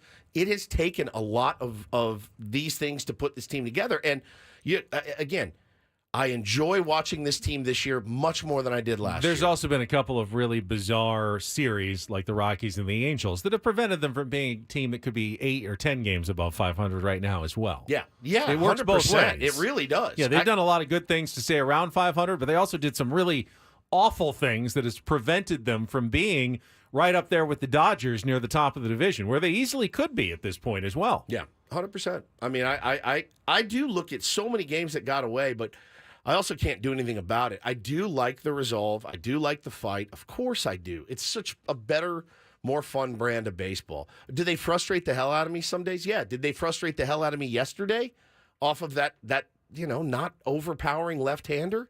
Yes, I was massively frustrated. I felt like we left so many opportunities out there. 4 home runs, 6 hits total. Not a great formula, really, for this team in this lineup. You're not going to get that every day. So, yeah, I still want to see a little bit more. I don't think that's a bad thing. But I really, I can't wait to watch this team because it's a new hero. A lot of the times, Tyler Wade is like almost single-handedly won games for us. He's not on a lot of big league rosters, Benny. You know what I'm saying? Like Donovan Solano is a pickup. David Peralta had a nice series the last series. Like, it's a different guy every night, and I like that. I like that passing the baton. let me pick my guys up. Wandy didn't have it. Kolek comes in and just is incredible yesterday. So everybody is doing their part. Higgy, having a little resurgence the last week or so with Campy struggling. There's a lot of guys picking each other up. I dig that, man. That's my favorite kind of baseball. Last year's team, last thought on this, and we'll discuss it more during the roundtable and a bunch of other topics as well. There were a few guys last year who really didn't contribute anything. Correct. Matt Carpenter, Nelson Cruz. That you just had guys that were zeros, basically. Austin Nola, Trent Grisham. Yeah. I mean, these are black zeros. holes, dude. Holes. And this year, it doesn't feel like, Kolek was maybe your zero, and he just came through with his biggest moment huge way of the season yesterday to help them win that baseball game under the toughest of circumstances. Literally duress. I mean, it's the most extreme duress you can put a pitcher in. It was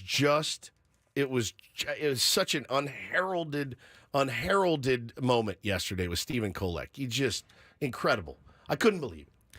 Whatever it's been more fun this season. It really has. Now it's still they're still a tough team to cover because you do see the greatness of them sometimes, and then you watch and you go, oh, and I see it a lot. The same old Padres, shouldn't be surprised, Woodsy. I tweeted yesterday, how do you blow this start from Michael King? How do you, as the offense, not see what he's doing and go, bro, we got to get our S together right now? And then I got all the responses of, you shouldn't be surprised. It's the Padres. Well, what do? They turn around and they surprise the hell out of all of us. And Jackson Merrill, the rookie center fielder who's a shortstop, hits a walk-off home run against Mason Miller, one of the best in baseball. And here we go again. So it's hard for me to sit and say, same old Padres, when I see stuff like that happening, more often than not. We got Eno Saris coming up in just a few minutes with more baseball talk. We'll take a quick time out. When we come back, give you an update on Tiger Woods after he had an early share of the lead at the U.S. Open. And the guy who's leading now has a San Diego connection. You know I love San Diego connection. More than anything. It's 8:15. You haven't even brought up Patrick Mahomes yet. I have another question for you.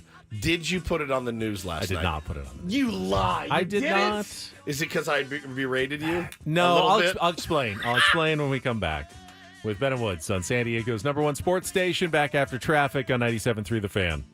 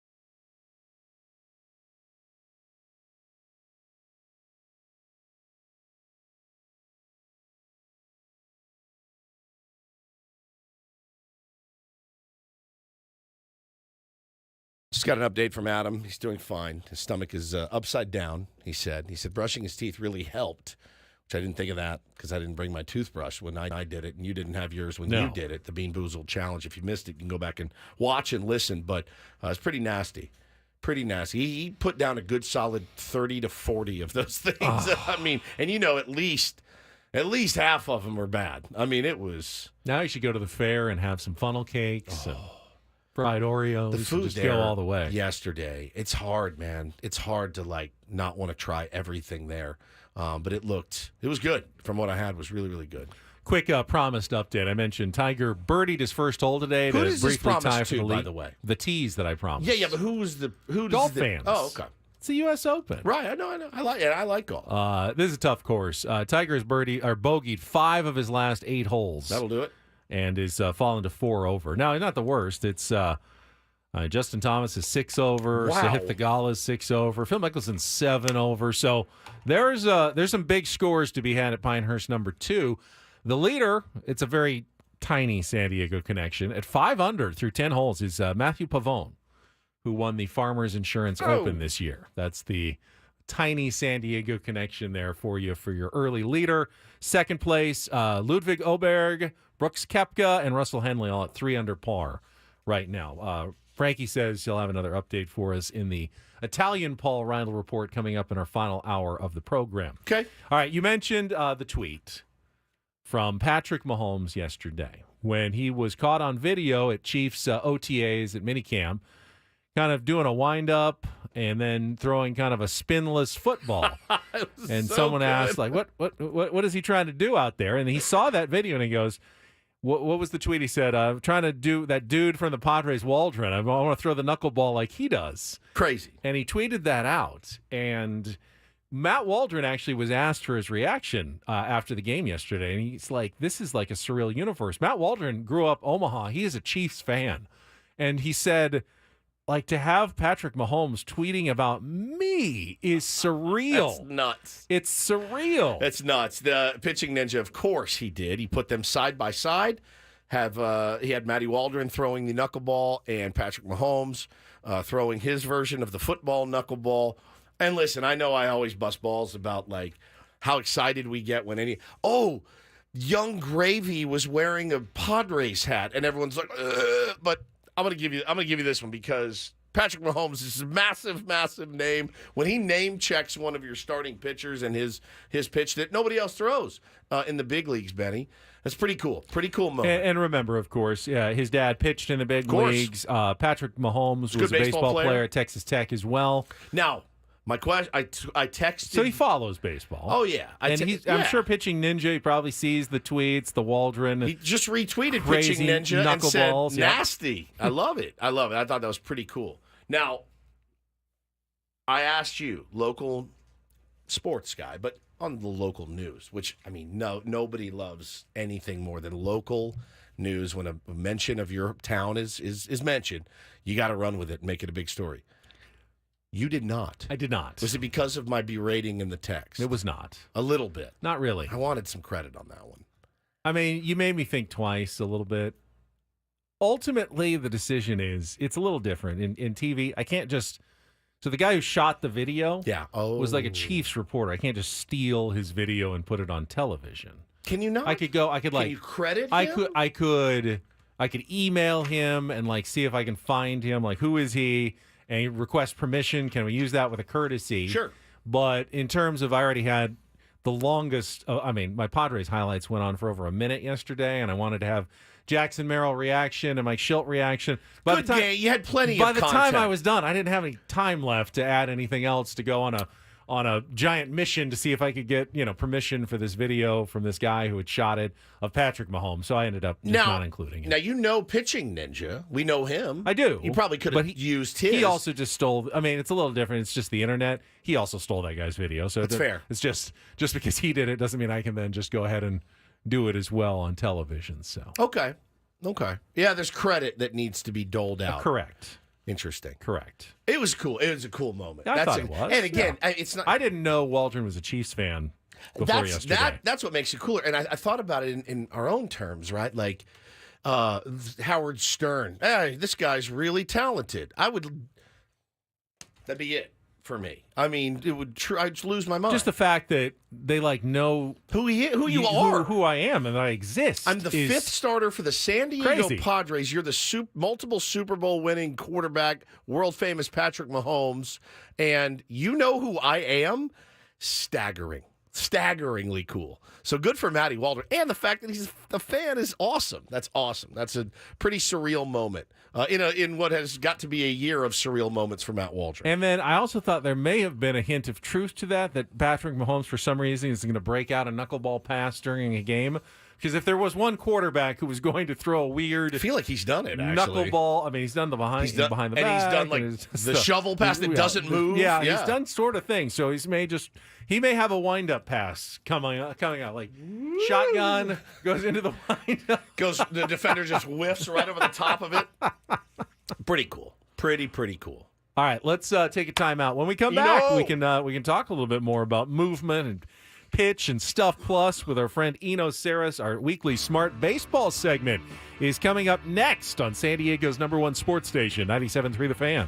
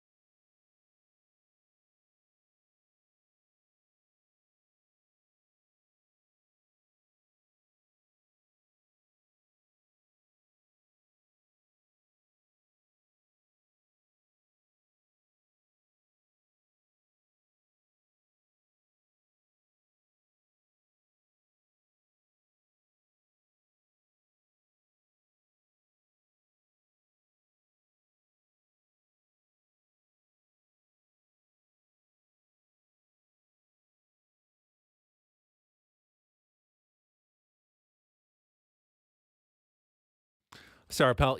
Saris took note of that Patrick Mahomes tweet yesterday as well. Pretty cool. Which was cool. We were just talking about that with Matt Waldron, the knuckleball, acknowledging what has been one of the cooler stories around the San Diego Padres this year. We got Eno standing by for our Smart Baseball segment. First, this hour on 97.3 The Fan is brought to you by the Farmer's Dog. From a healthier weight to more energy, when you switch your dog's food to the Farmer's Dog, the effects can feel magical. What sorcery is this? None at all. It's just real food made for the health of dogs. Get 50% off your first box at thefarmersdog.com/radio. Eno coming up right after traffic here on 97.3 The Fan.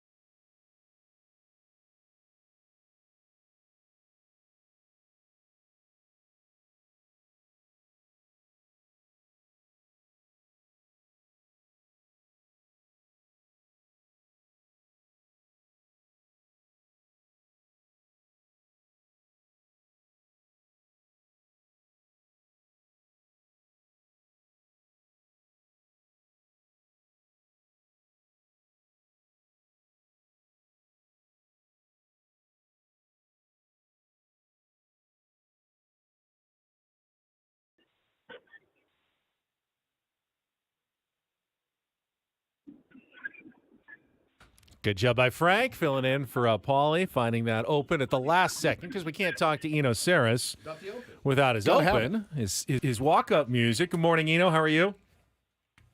I'm doing good. I thought you guys changed me to Stone Temple Pilots for a second. No. That's just the bumper music coming back from break. I mean, you can do worse than Stone Temple Pilots. I liked your tweet last night. You tweeted, took my kids to the bar because I've made it this far into the week without my better half. I'm going to play some pool. Now, I was reading it and I thought, were you like, these kids are wearing me out. I'm sticking them in a seat and I'm going to go play some pool by myself, or were you actually playing with your kids? I played with them. I did beat them.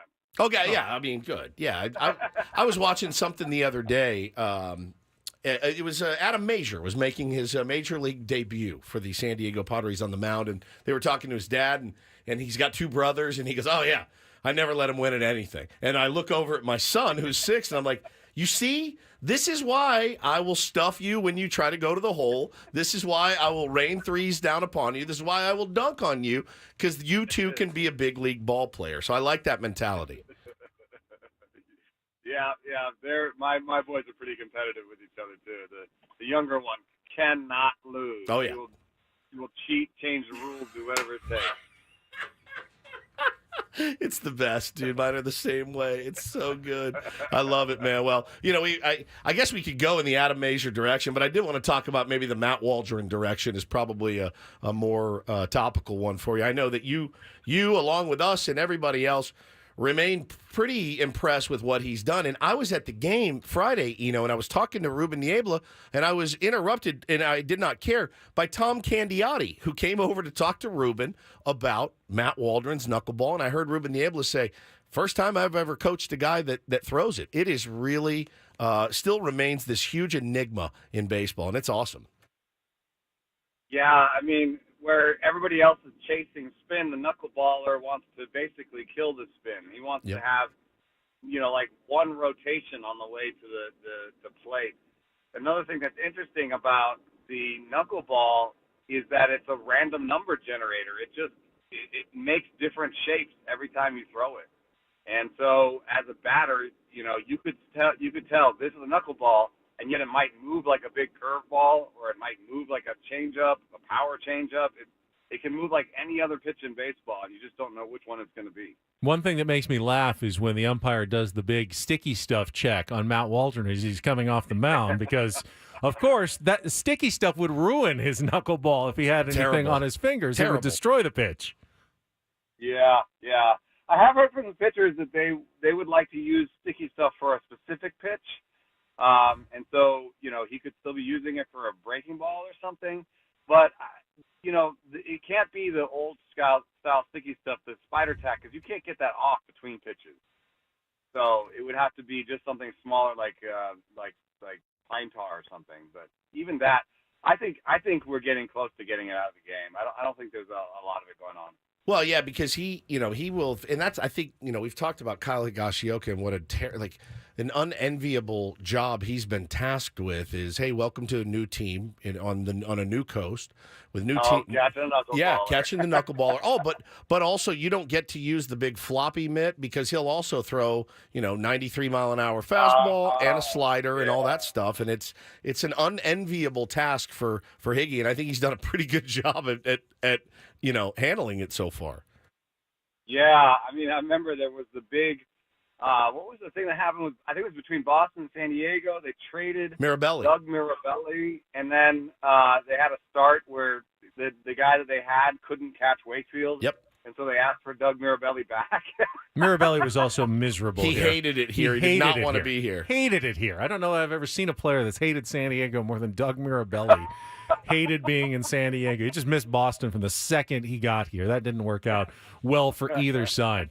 So, we were dreading all series. And the A's are finally going to unleash Ursig and Miller on the Padres, and they didn't see him in the first two games. And, of course, the way baseball works, Padres, homer off both of them. Both. Get the walk-off. Now, Miller's fastball is electric, but Jackson Merrill got him on the slider. Now, the slider's pretty good too, but it was a nice piece of hitting just to see that. But it's the phenomenon of getting beat on your second best pitch, I guess, has got to be always a regret for any pitcher, especially a reliever. Yeah, but the more you throw any one pitch, the more the hitter gets used to the shape of that pitch. And so, especially if you face a team, I don't know, was that the first time Miller faced First time, yeah. First time. Yeah. Okay. He could have just broken out that fastball. I mean, Suarez throws it 70 times in a row and doesn't seem to hurt him, so, But in a postseason series, I would tell Suarez, by the second or third time that he sees, the Dodgers or whatever, to mix it up too. So I guess, I've seen that Mason Miller's throwing a splinker now, a 97-mile-an-hour splitter, and he's just trying to mix it up. And basically, what pitchers tell me is hitters are so good, like, I need to do everything. I need to throw as hard as I can. The shapes need to all be good, and I need to have, two different fastballs, and I need to have two different breaking balls, So they're just trying to do everything. That's been a lot of the philosophy of Ruben Niebla. Every single pitcher pretty much who arrives, he wants them to develop a new pitch. A lot of them are sweepers, but they've been other things as well. And, I think Yu Darvish kind of sets the tone a little bit with his whatever 11 pitch mix that he throws. But, Dylan Cease, great pitcher comes in. They want to work on adding a pitch as soon as he gets there.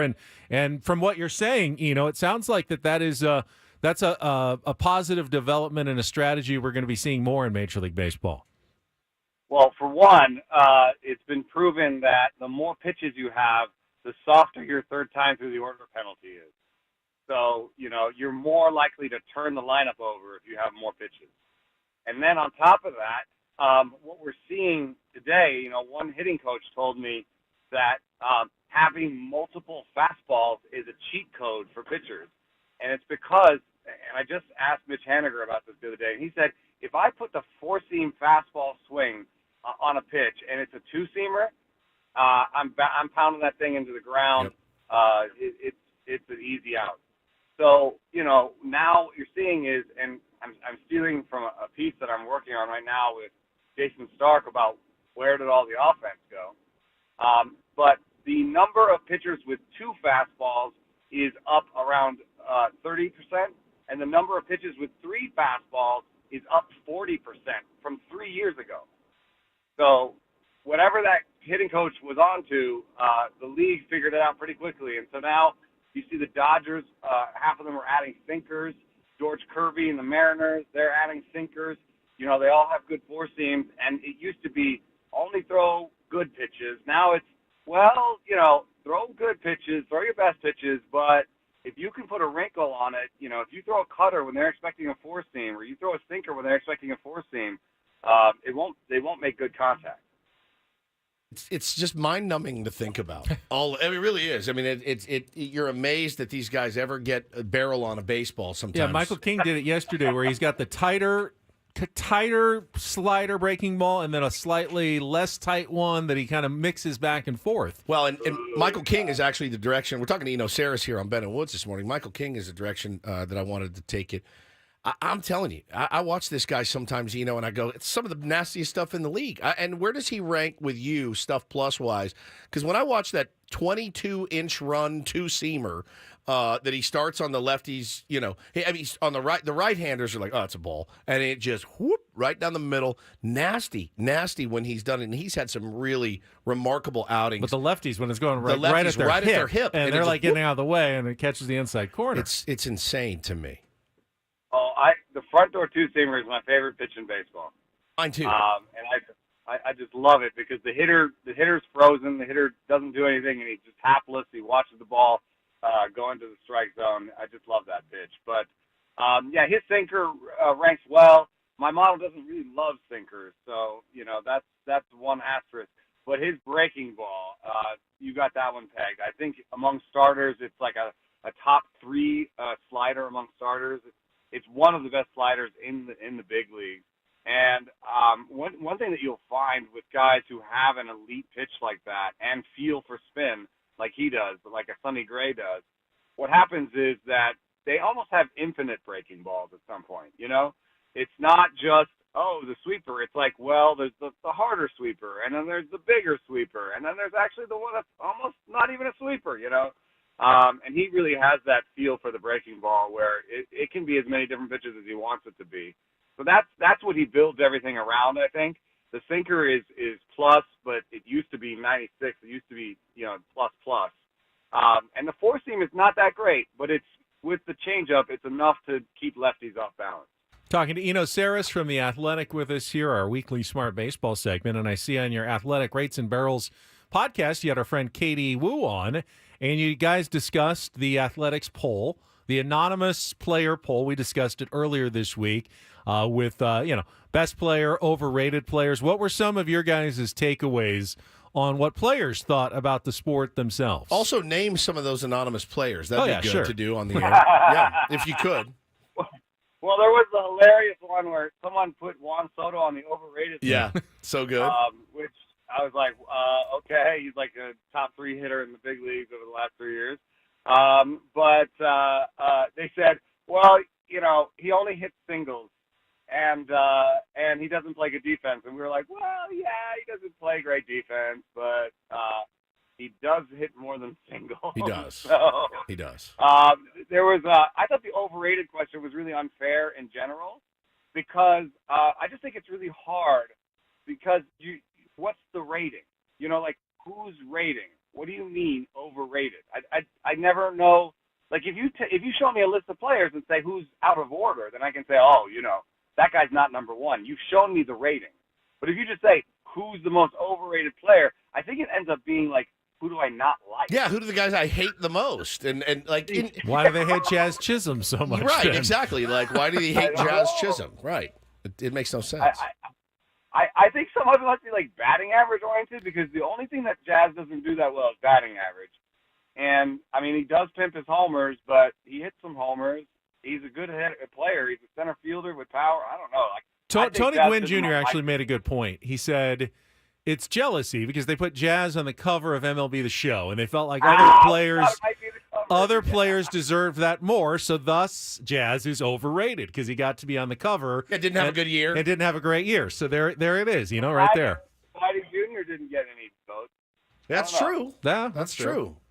Vladdy Jr. is the newest one, but I guess maybe he has a better batting average. So, I mean, some of these things were interesting. Also, like, where would you play? They said without rosters, without state taxes at play, like, where would you just like to play? And everybody said the Braves.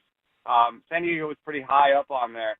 But my theory was that, a place like San Francisco, if they did that poll in 2015, coming off of, the championships, right?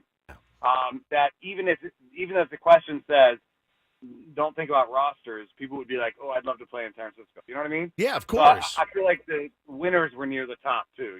They tried to be like Don't think about winning, but winning teams were near the top of that list. Well, it's weird to me that they would pick Atlanta, too, because they know that like you can go to Atlanta where you could get 10 for 300. They're going to sign you 10 for 220, and you're going to take it because it's in Atlanta. And I don't know, like they've done a really good job, but they're scuffling a little bit right now. Yeah, I love that poll every year. I think it's such great fodder, and it's fun to hear from the players, even though they don't put their name on it, and they shouldn't. They should not put their name on those quotes because some of them would be made to look very foolish, my friend. Especially the overrated. Yeah, especially the overrated one for sure. That would start some serious some strife, I think. Yeah, some bean balls and whatnot. Yes.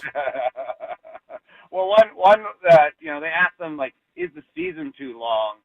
But the way that they asked it was, is Anthony Rendon right that the season is correct? And I was like, you poisoned that question. Yeah, nobody wants to side with him.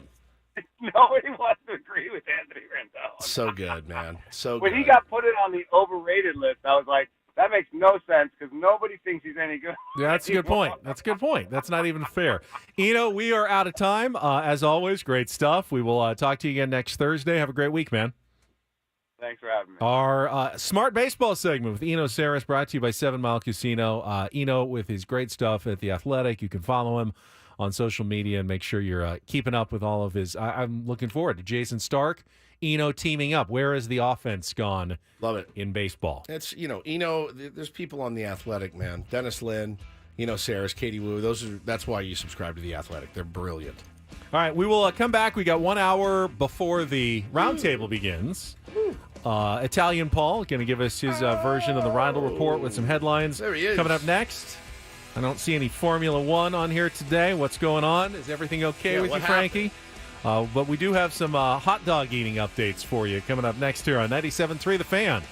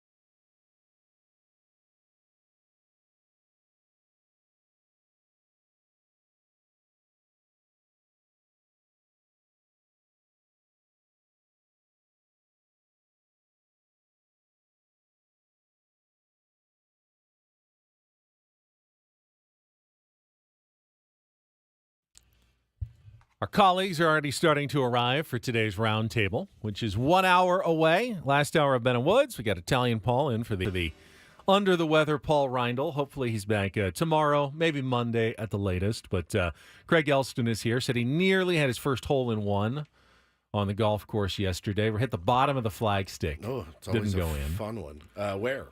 Where were you playing, Craig? I don't know if you can hear us. He plays Mission Trails or Mission Trails. Where were you playing? Yesterday when you almost got your ace. Yeah, Mission Trails. I know he plays out there a lot. The question, though, always, do you count it at a par 3 course? I say yes. Mission Trails is a real course. Oh, that's a real course. That's a real course. Okay. Yes. Where did we play? I don't. Mission Bay. Mission Bay with the lights and the all par 3s. So, like, I almost got one at Loma Santa Fe. The executive course. Would that count? I'm a big fan of yes. I am Life too. is short. It's hard to get a hole in one. Yeah, but so is that course. There's a couple of really like short par 3 courses where all the holes are like 60 yards. Yeah, Sand Wedge City. I don't know. I mean, like if you get one at the Goat, there's That 8 counts. par 3. There's 8 par 3s at the Goat, but they're tough. It's a hard.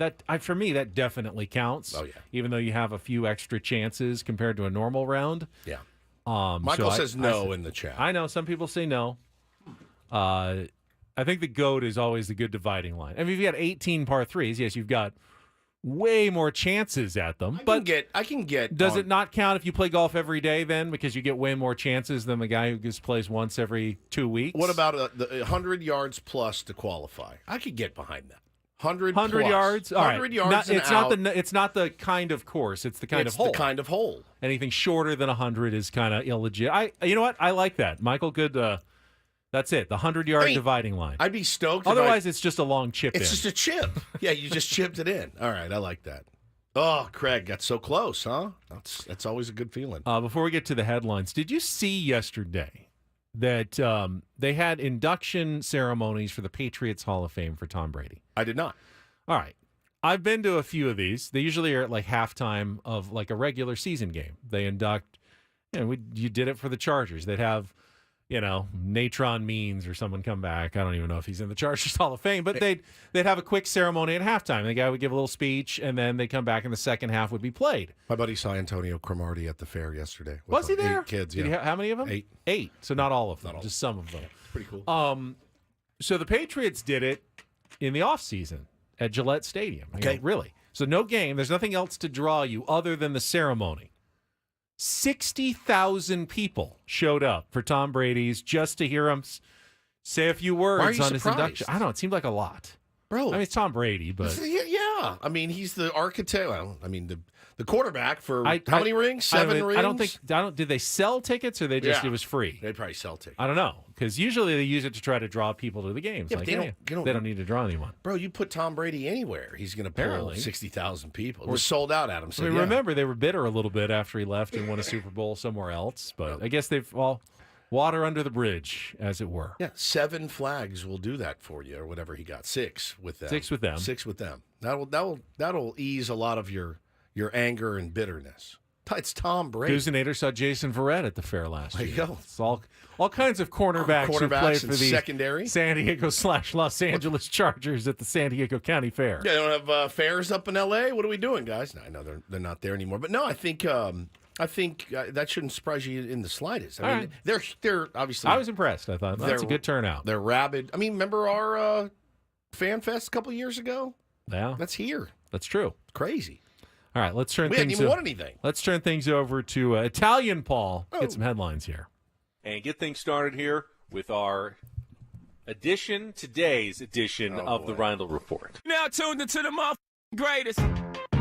Welcome to the Rindle Report with Paul Rindle. Hi, Paul. All right. 2 stories from the world of sports that we haven't gotten to yet. We'll start off in Major League Baseball. And 1 story that you didn't know you needed. Are you laughing, biatch? It's the Rindle Report Hey, Paul, how you doing? Okay, how are you? on 97.3 The Fan. Are you ready to bless the mood? I need some help, please. That was good. Can I get a oh yeah? Oh yeah. All right.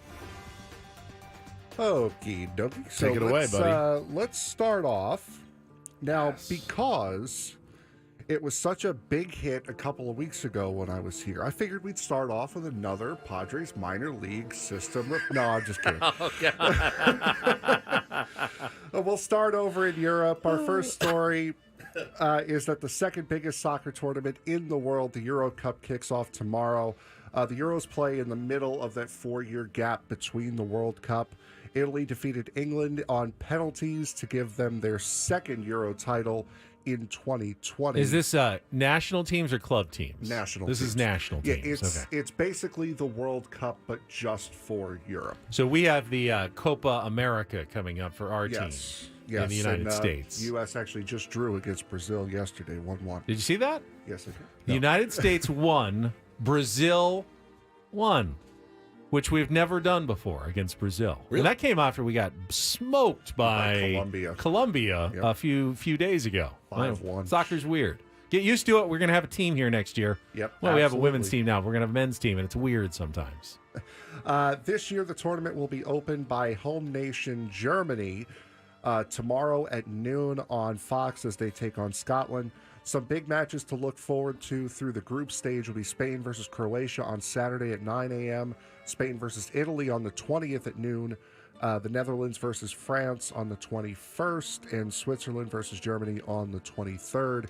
The Euro Cup finals will be held on Sunday, July 14th at noon at the Olympiastadion in Berlin. They play a lot. I feel like I follow Twitter, and it seems Soccer? like Yeah. and it's like it'll be a Tuesday. We'll get off the air. I'll go home, and somebody's like, "Oh my God, Well, down one." I'm like, "What in the world?" Think about it this way: There's a if lot of you were a baseball. major A lot league of baseball. yeah, if you're a major league baseball player, you play your major league baseball season, and that's it. It's a long season, but you play, and then you play your playoffs, and you're done. If you're a soccer player, you've got your club teams. Let's say you play for an English Premier League team. You got your club teams season, then you've got your cup, like your FA in-season Cup tournament. in-season tournament. Then you've got your Champions League, which is if you're good, then you're playing against the other club teams. Then you've got your national team. So then you go and play for your country. And then you've got your Euro tournament. And then you got your World Cup. And you got all your qualifiers and your international friendlies. You're like playing 5 different seasons that are all overlapping. And Sounds like a all lot the of time. running. It Does sound like a lot of running, doesn't it? And a lot of running. That's what he gets from that. Yeah, it is a lot of running. Yeah. A lot of This guy's got to be in really good shape. They are. To do it. They really, really I've seen like the biggest, like the runners who do the most running. Well, it's like 10 miles in a game, one game. It's 10 miles worth of running every single time. Oh my God! And there it is. Woodsy's soccer career is over. It's over. Over before it started, bro. I probably didn't run 10 miles in my entire 4 years of playing soccer. Entire life. Yeah. Well, I like to just stand right out there. Just wait for the ball to come to me. Baseball is for me, my friend. First base. All right. The PGA's U.S. Open has begun from Pinehurst number 2 in Pinehurst, North Carolina. Go figure. A lot of big names have already teed off, but there are plenty of big names and one monster pairing that has yet to start. Looking through the live leaderboard right now, Ludwig Ahlberg, I believe. Yes. Oberg. Oberg. And Matthew Pavon currently lead the way at 4 under. Brooks Koepka is 1 under. Same thing with Sergio Garcia. He is 1 under. Looking through, Ricky Fowler is even.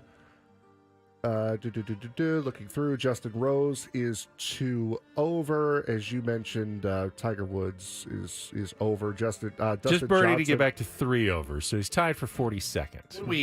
It takes a while, but cut line will be where? In your opinion? It's hard to say. This is such a tough course. It's going to be well over par. I mean, I would say like 3 over? 7. 7 over. My prediction will be 7 over. I'm for looking the cut right line now. tomorrow. Yeah, dude. Holy cow. Yeah. The numbers will keep going up and up, like more over par every day. I think Tiger said whatever the score is today, like if 4 under is the lowest score, that's as low as it's going to get all week. Really? Yeah, they're not going to keep going further low. It's not like a normal tournament where you're 5 under, then you're 9 under, then you're 12 13, under, and then you're yeah. 17. Now it's like, okay, you had one great day, but A great day is followed by a 74, and then that's still, you're in good shape. Then you'd be like 2 or 1 under, and that's good. Just too many bogeys on this course. That's still huge names to tee off. Speaking of being in the 70s, Phil Mickelson right now, stone dead last at +9, so that's good. Justin Thomas is only one better at 8. Good so, God. Still to tee off are Jordan Spieth, who will tee off from the first hole at 10:36 with Hideki Matsuyama in his pairing. Bryson DeChambeau and Victor Hovland will tee off from the 10th at 10:25. And that monster pairing that I mentioned before, how about Rory McIlroy, Xander Schauffele, and Scotty Scheffler all paired together teeing off from hole 1 at 10:14. 1, 2, 3 in the world. Pretty solid. Going to be a big gallery around that group. Yeah, that's for sure. That's a pretty. So pair. if you end up watching, it's a very visually stunning course. It's the one I went to last March on the trip. The greens, though, are all, they call them turtlebacks. So even though you may hit the green, if you're not like in the middle part of the green, it's going to roll off on every side. It's a nightmare. It's like miniature golf, the volcano hole. Yeah. Every hole is the volcano hole. They're all At like that? Pinehurst number 2. They're almost all like, there's a couple of flatter ones, but for the most part, if you're not in the right part of the green, it's not going to stay on the green. And then it goes way down below. So if you're chipping, you're like looking like the green is like up by your head because you got to go all the way up the hill. And then if you leave it a little bit short, guess what? Rolls right back down to your feet if you didn't get it high like enough. The goat, so man. it's The goat will do tough. that to It's you, a tough too. course. Yeah. That's why it's the U.S. Open. That's right. All right, and the final story, a titanic bout of heavyweights will commence on Labor Day, September 2nd, 2024. 2 legends that have not gone toe-to-toe in 15 years, and you'll be able to see it, not on HBO, not on Showtime, but on Netflix. No, I'm not talking about Floyd Mayweather versus Oscar De La Hoya. I'm not talking about Lyoto Machida versus Shogun Rua. Jake Paul against Mike Tyson. No, it's not even that. I'm talking about Joey Jaws Chestnut versus Takeru Kobayashi, baby. Let's go. The 2 glamorized gluttons will put their 22 mustard belts on the line on September 2nd in a hot dog eating contest to end all hot dog eating contests. This is coming about a month after Kobayashi announced his retirement from competitive eating due to health concerns. Who could have seen that coming? Well, take it one more time, then. And Chestnut, who was banned from the 4th of July contest last month because of his $2 million deal with Impossible Foods. $2 million. With Major League Eating, yes, that's a real thing, saying Chestnut has chosen to, quote, represent a rival brand. Okay. So they're going to square off on Netflix. The Titans. Is it going to be one of those live events? Yeah. Yes, it live. will be. Yeah. Netflix It is live. a Battle of the Titans on September 2nd on Netflix in what ESPN has dubbed, and this is what made me do this as a story, a winner take all showcase. You get it? Wiener take all. My kids would love that joke. I saw that headline and I said, yep, this is a morning show bit. Yeah. I have to do this now. Now, Joey Chestnut's already said he's near the end. Kobayashi's semi-retired as it is, so you're not getting necessarily both of them in their prime. Right, which is They're makes obviously it the biggest names, though. It's like Pacquiao, Mayweather late in their careers. Biggest names, not necessarily the best anymore, but they're going to be going after it. Now, is this a coincidence that Joey was in the news this week and all of a sudden Netflix just happens to come up with this big announcement? Or did maybe they rushed the announcement just to take advantage of all the talking that's been going on about Joey Chestnut? East County Chris says it'll probably get canceled when one gets popped for doping. How would one dope? Just weed? Just smoke like a bong before? That would be the performance enhancer of choice so for it's a competitive eater. You bring that up. Well, Kobayashi eats rice balls, they said. Yeah. And they expand his stomach. Make his stomach bigger. to make his stomach bigger. It's weird to get full before a competitive... Well, no, that's the training. No, that's the training. Okay. You eat the rice. What do you do and day the of? Rice expands. You have to eat something. You got to prime the pump, I would imagine. Yeah, my guess Light is... breakfast of sausage and something. I don't think you eat any more sausages before a hot dog eating contest. Yeah, I wouldn't. I don't know what's more disgusting, how many hot dogs these two are going to consume or the amount of money that this is going to make. I've seen them both eating hot dogs. You know what I want to see? I want to see them eat Bean-boozled beans. Yeah. And I want Adam Klug to be the third member of this eating contest. You tell me that they can down those things like Adam did, I'd be impressed. He ate huge salads too, just heads and heads of iceberg lettuce. All right. I was scrolling around Netflix the other day, and I think I've seen it before. My wife says we've watched it in the past, but it's like a 30 for 30 documentary on Lance Armstrong. Have you seen this? No. It's about 4 hours long. Watch the whole thing. It's spectacular and awful, and you come away going, I don't know how to feel. Like, it's so gnarly. His story, Ben, is one of the gnarliest stories of all time. My kid, Bo, was laying next to me. He's like, so what's this guy's bit? And I was like trying to explain to him what it was. And it's so well done. And again, I think it was an ESPN thing, but it's unfiltered, it's uncensored. It's really good, and it's on Netflix right now. It is really, really well done. You know that dude raised, I mean, look. Livestrong, bracelets. He raised, amazing. Benny, he raised like $80 million for cancer research. Like, that's a good thing inherently. Was it all BS?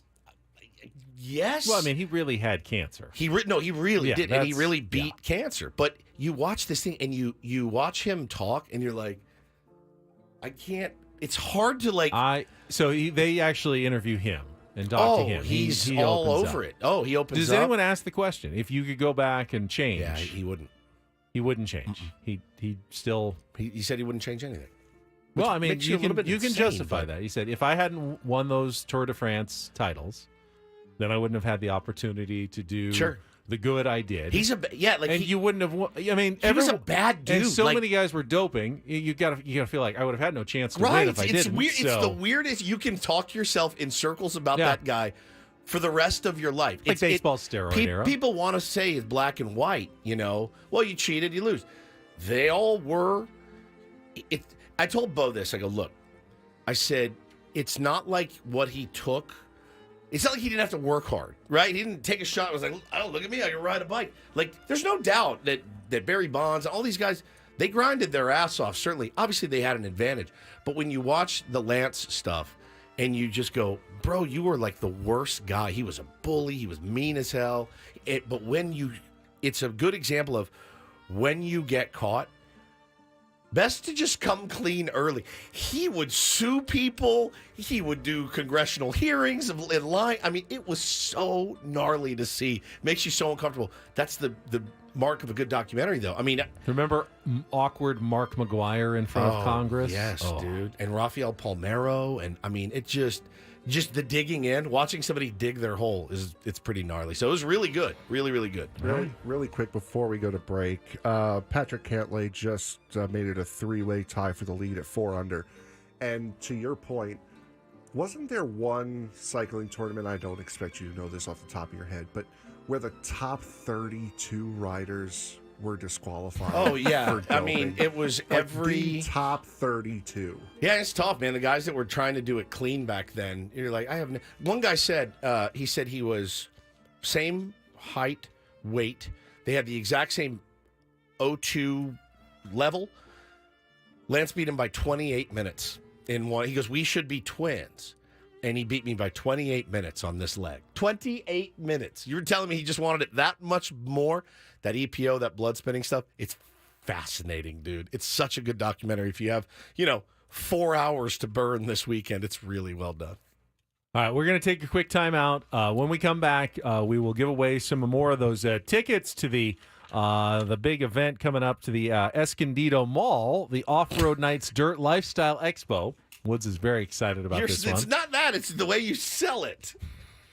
Sell the sizzle, man. I just don't know exactly what it is. But maybe someone can explain it to me. When we come back. Somebody wants them? After that, people call in. After traffic on 97.3 The Fan. They're all yours.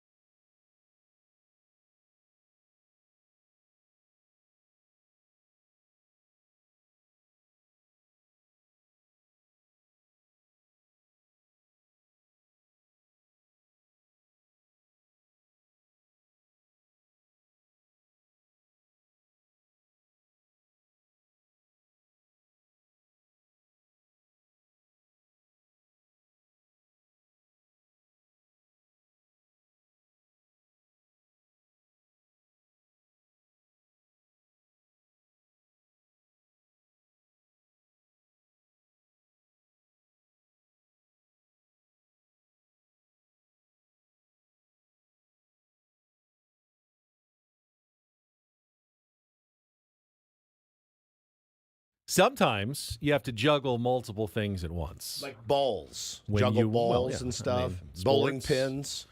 Cover balls. Yeah. Sports. That's what we do. Juggle a lot of balls. And while we are sticking around for the roundtable to talk Padres baseball at 10 o'clock, our colleague Adam Klug going down and covering. He's our boss. It's our colleague as well. When he goes out and covers a big event, he's working. He's not a boss. He's actually he's grinding. He's going out in the field right now for the introductory news conference for Chucky Lozano is happening this morning as well. And then tonight they're having a big public welcome at the Rady Shell out there on the Embarcadero. It's 7 o'clock tonight. I think there's a concert. They got a reggae free concert as well. And Chucky's going to be out there. And anyone Chucky. It's Chucky after the character in the movie. But because, he's from Mexico, the way they pronounce Chucky is Chucky. I like Chucky. I don't know which one. I don't know how I'm gonna supposed to ask say Craig. it. See what Craig thinks. Craig, how do we say, should we say Chucky or Chucky? Chucky. Even though it's after the movie Child's Play, which is the character's Chucky. All right. But because it's Mexico, they say Chucky. That's literally the foremost authority. Right. That's who I go to for all my soccer questions. He's here. Chucky. I like it. So he'll be introduced, and we'll have all those quotes, whatever's going on, up on our social media channels as well. While you watch the roundtable, we'll get, like you said, we got to juggle multiple baseballs and soccer balls at the same time here. Trying to really get into this new team, San Diego FC, that starts playing next year. Yeah, and this is the definitely the biggest signing that they're probably going to have. Well, so far, you never know. I guess they could add someone else, but this is he's a premier player. Saw a lot of gear yesterday at the fair. Saw a lot of people. The chrome and azul. Yeah, saw a lot of people repping the gear out there. I had an incredible sweatshirt my wife bought me for Christmas, and I loved it. And then she shrunk it, and now she wears it. So, mission accomplished. Sounds like she did it on purpose. Well, she could have just bought her own. She likes buying merch. So, but yeah, Chucky. I like that. Somebody said, I totally misread the billboard and thought it was El Chunky. No, that's here on Ben and Woods. El Chunky. Chunky Woods. Chunky. Chunky. Yeah, you just call me Chunky. Chunky. I'm sitting right here, guys. Come on. Hey, you fit right in over here, Italian Paul. All Chunky right? soup. It's the soup that Chunky. eats like a meal. Then they had Chunky. those. I like it, man. They had those little square candy bars. Remember, they had Chunky. raisins in them or something. Those were bad. Does anyone remember those? Oh, of course. Chunky. They're bars? called Chunkies. Chunkies. And they're square and dense, and it's chocolate, and there's what else is in raisins? the middle? I There's feel like there was raisins raisins. in there. There I were. remember something. There absolutely were. What was in those things? Absolutely. Does anyone remember what was in a Chunky bar? Chunky bar. I'm looking it up. Frank right doesn't now. even know what we're talking about. He's too young. Those things didn't survive, I think, the 21st I think century. they're still around, dog. You still can buy them. You can Amazon. still buy Chunky bars on Amazon. Chocolate, peanuts, and raisins. All right, maybe Peanuts and raisins. Maybe I'll give it I like trail mix. A trail mix bar. Trail mix basically. bar. I might get some of these. Chunkies. You never had those, Frankie? I am allergic to peanuts, so that would kill me. Okay, that's a tough one. So no peanut butter, no nothing. No one told us. Oh, it's a bummer, dude. Glad I didn't bring the peanuts to throw at you like I was planning earlier today. Thank you. All right. All right, everyone's very excited because now is your chance to win a 4-pack of tickets to Off-Road Nights Dirt Lifestyle Expo, June 22nd at North County Mall, Escondido. We used to call it North County Fair, but now it's North County Mall, Escondido. You can get your tickets now at ORNScene, SCENE.com, or be the fifth caller right now at 833-288-0973, 833-288-0973, and win a 4-pack of tickets to the Off-Road Nights Dirt Lifestyle Expo. All right, so Throwback Thursday, and Paulie did leave us a clip that I had forgotten about this one. I think this is going to sting me a little bit. This actually involves a loss that Woods suffered a couple of years ago. So we'll have that audio for you when we come back, and then it's off to the roundtable at the top of the hour. Apparently, we took my pain and made it funny, which is what we do a lot That on is this true. program. So That's coming up next with Ben and Woods on San Diego's #1 sports station, 97.3 The Fan.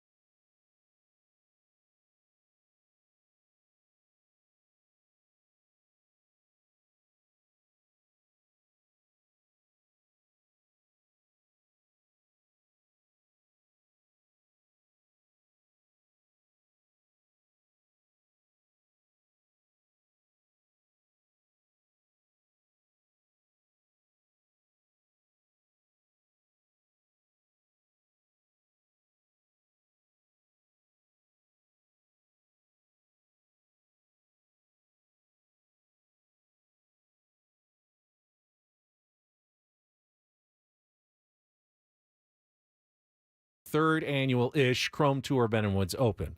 When I say that, I mean it, because I need to get all the names to Goat Hill so we can kind of start organizing tee assignments, card assignments for the shotguns.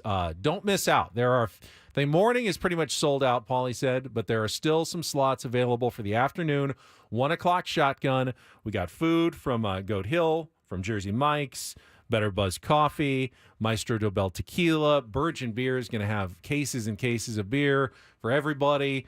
We're going to have drinks. We're going to have prizes, the raffle prizes that have been donated. Just got some new ones in from Nixon watches that are going to be so cool. Custom Ben & Woods watches. Let's go, dude. So many different prizes. Want to thank all of our donors. Those fell off Did the they? truck. Yeah. Did they? They're not going to make it, actually. Sorry. How about that? Again, sign up, please. Go to our social media channels. You can just search Eventbrite, Ben & Woods Open if you want to find it as well.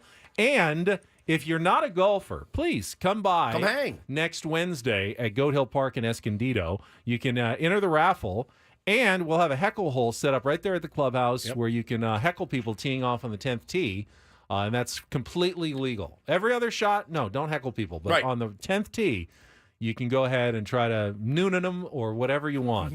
Noonan. Fart noises, whatever you want. I'll have my bullhorn there. Bark like a dog. Yeah. Whatever you think can distract people on the 10th tee. That's that's the job there. Yeah, I mean, listen, gas station D Pill says had to be on a Wednesday, huh? It actually it's a company holiday, so we're going to be off that day anyway. It was going to be a weekday no matter what. It was going to be a week. All these tournaments are on weekdays. Yeah. But we got the day off, so we thought that would be fun. Yeah. And either also it's 619. 619. Yeah, you know how we do. Loyal to the soil. So San Diego. That's how we do it. Yeah. We have a stat coming in from Max Gravy from 5 minutes ago on Twitter. Okay. Don't worry, everyone. I have done the calculations, and Sammy Lev's sprint speed is in the 89th percentile across pre- and post-game hosts across the country. What an honor to have him here. I mean, So he's referring to the video yesterday of Sam Levitt having it's on Sam's Twitter. Interviewed Jackson Merrill right after the game was over. But then Sammy has to make his way from right in front of the Padres dugout where he does the interview to the loft of the Western Metal Supply Company. And he's got like less than 4 minutes to do from A to point B to start his post-game show. Yeah. And it's not a short trip. It is not. So he has to sprint along the third base foul line all the way to the Western Metal building and then sprint up 3 flights of stairs to get into position. And were you doing the game yesterday? He was a little out of breath when he got there. He was sucking wind. When there's a celebration like that, you want to get the Jackson Merrill audio, and he did, and it was awesome. I mean, it's a hike. It's a piece that you got to run up there. And he's got a backpack on. He's got a big tripod he's carrying with him. It's like the Iron Man. Reminds me of one of my favorite Throwback Thursdays we do when Paul Rindle had his radio show at San Diego State and ended up parking way at the bottom and had to sprint like a mile upstairs. Just gets all right. Okay, we made it. All right. Well, welcome to the show. He has no co-host, no nothing, and just has to crank it up. All right. We made it. And that's where we got all right from. I mean, it's like when he found that audio, I almost passed out. It was so good. He couldn't find parking. He had to dead sprint to make his shift. Speaking of Throwback Thursdays, I we're don't know if I going want to hear to this get some audio from a Woods family loss a couple of years ago, right after this check of traffic on 97.3 The Fan.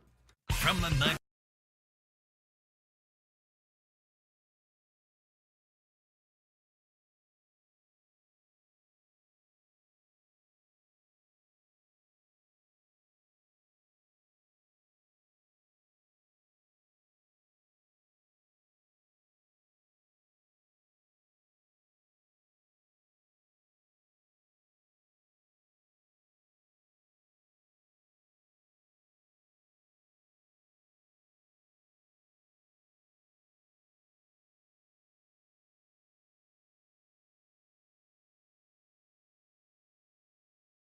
Carlos reminds us of the time that I called in while on vacation during the miserable 2021 trade deadline. Trade deadline. When they didn't end up getting Max Scherzer or Trey Turner. And we were walking. My wife and I were walking to breakfast, and she would not slow down. I'm like, can you just? I'm on the radio here, and she's like sprinting ahead of me to get to breakfast, and I'm going, can I just leisurely walk? No, just keep speed walking while I'm trying to talk to you guys. Don't think that we were in the mix for Scherzer really at all. I'm like, all right, bro, just call us another time. It's just unbelievable. Slow down. We have to get to breakfast that fast. We're on vacation. We can go leisurely, at a stroll, at an easy pace. No, we got to get there. We got to get there fast. So good, dude. So good. All right, I don't really remember this. All right, so this was, memory. Paulie says this was 2 years ago. And sadly, it was the week that your longtime dog, Layla, had passed away. Yeah. Old age? Nope. Not old age. No. Coyote. Is that funny? No. What are you laughing for? I don't know why. I'm laughing because he's laughing. I think it was just the way What are you guys said it. I think it was just the way you said it My made me laugh. beloved grandfather passed away from lung cancer. He Frank? practically raised me. How funny is How that? You didn't say it funny, so I didn't laugh. I'm sorry. No. I'm really sorry.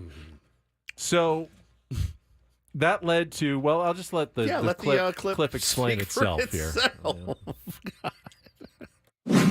Obviously, you'll get over it, but it was just really sad. It's just been a sad kind of scene around my house, and of course, Taylor, it's like my 18-month-old is running around the house going, Layla, Layla, Layla, Layla, Layla, Layla, Layla, Layla. I'm like, oh my God, oh my God, oh my God. Please shut up, please shut up, please shut up.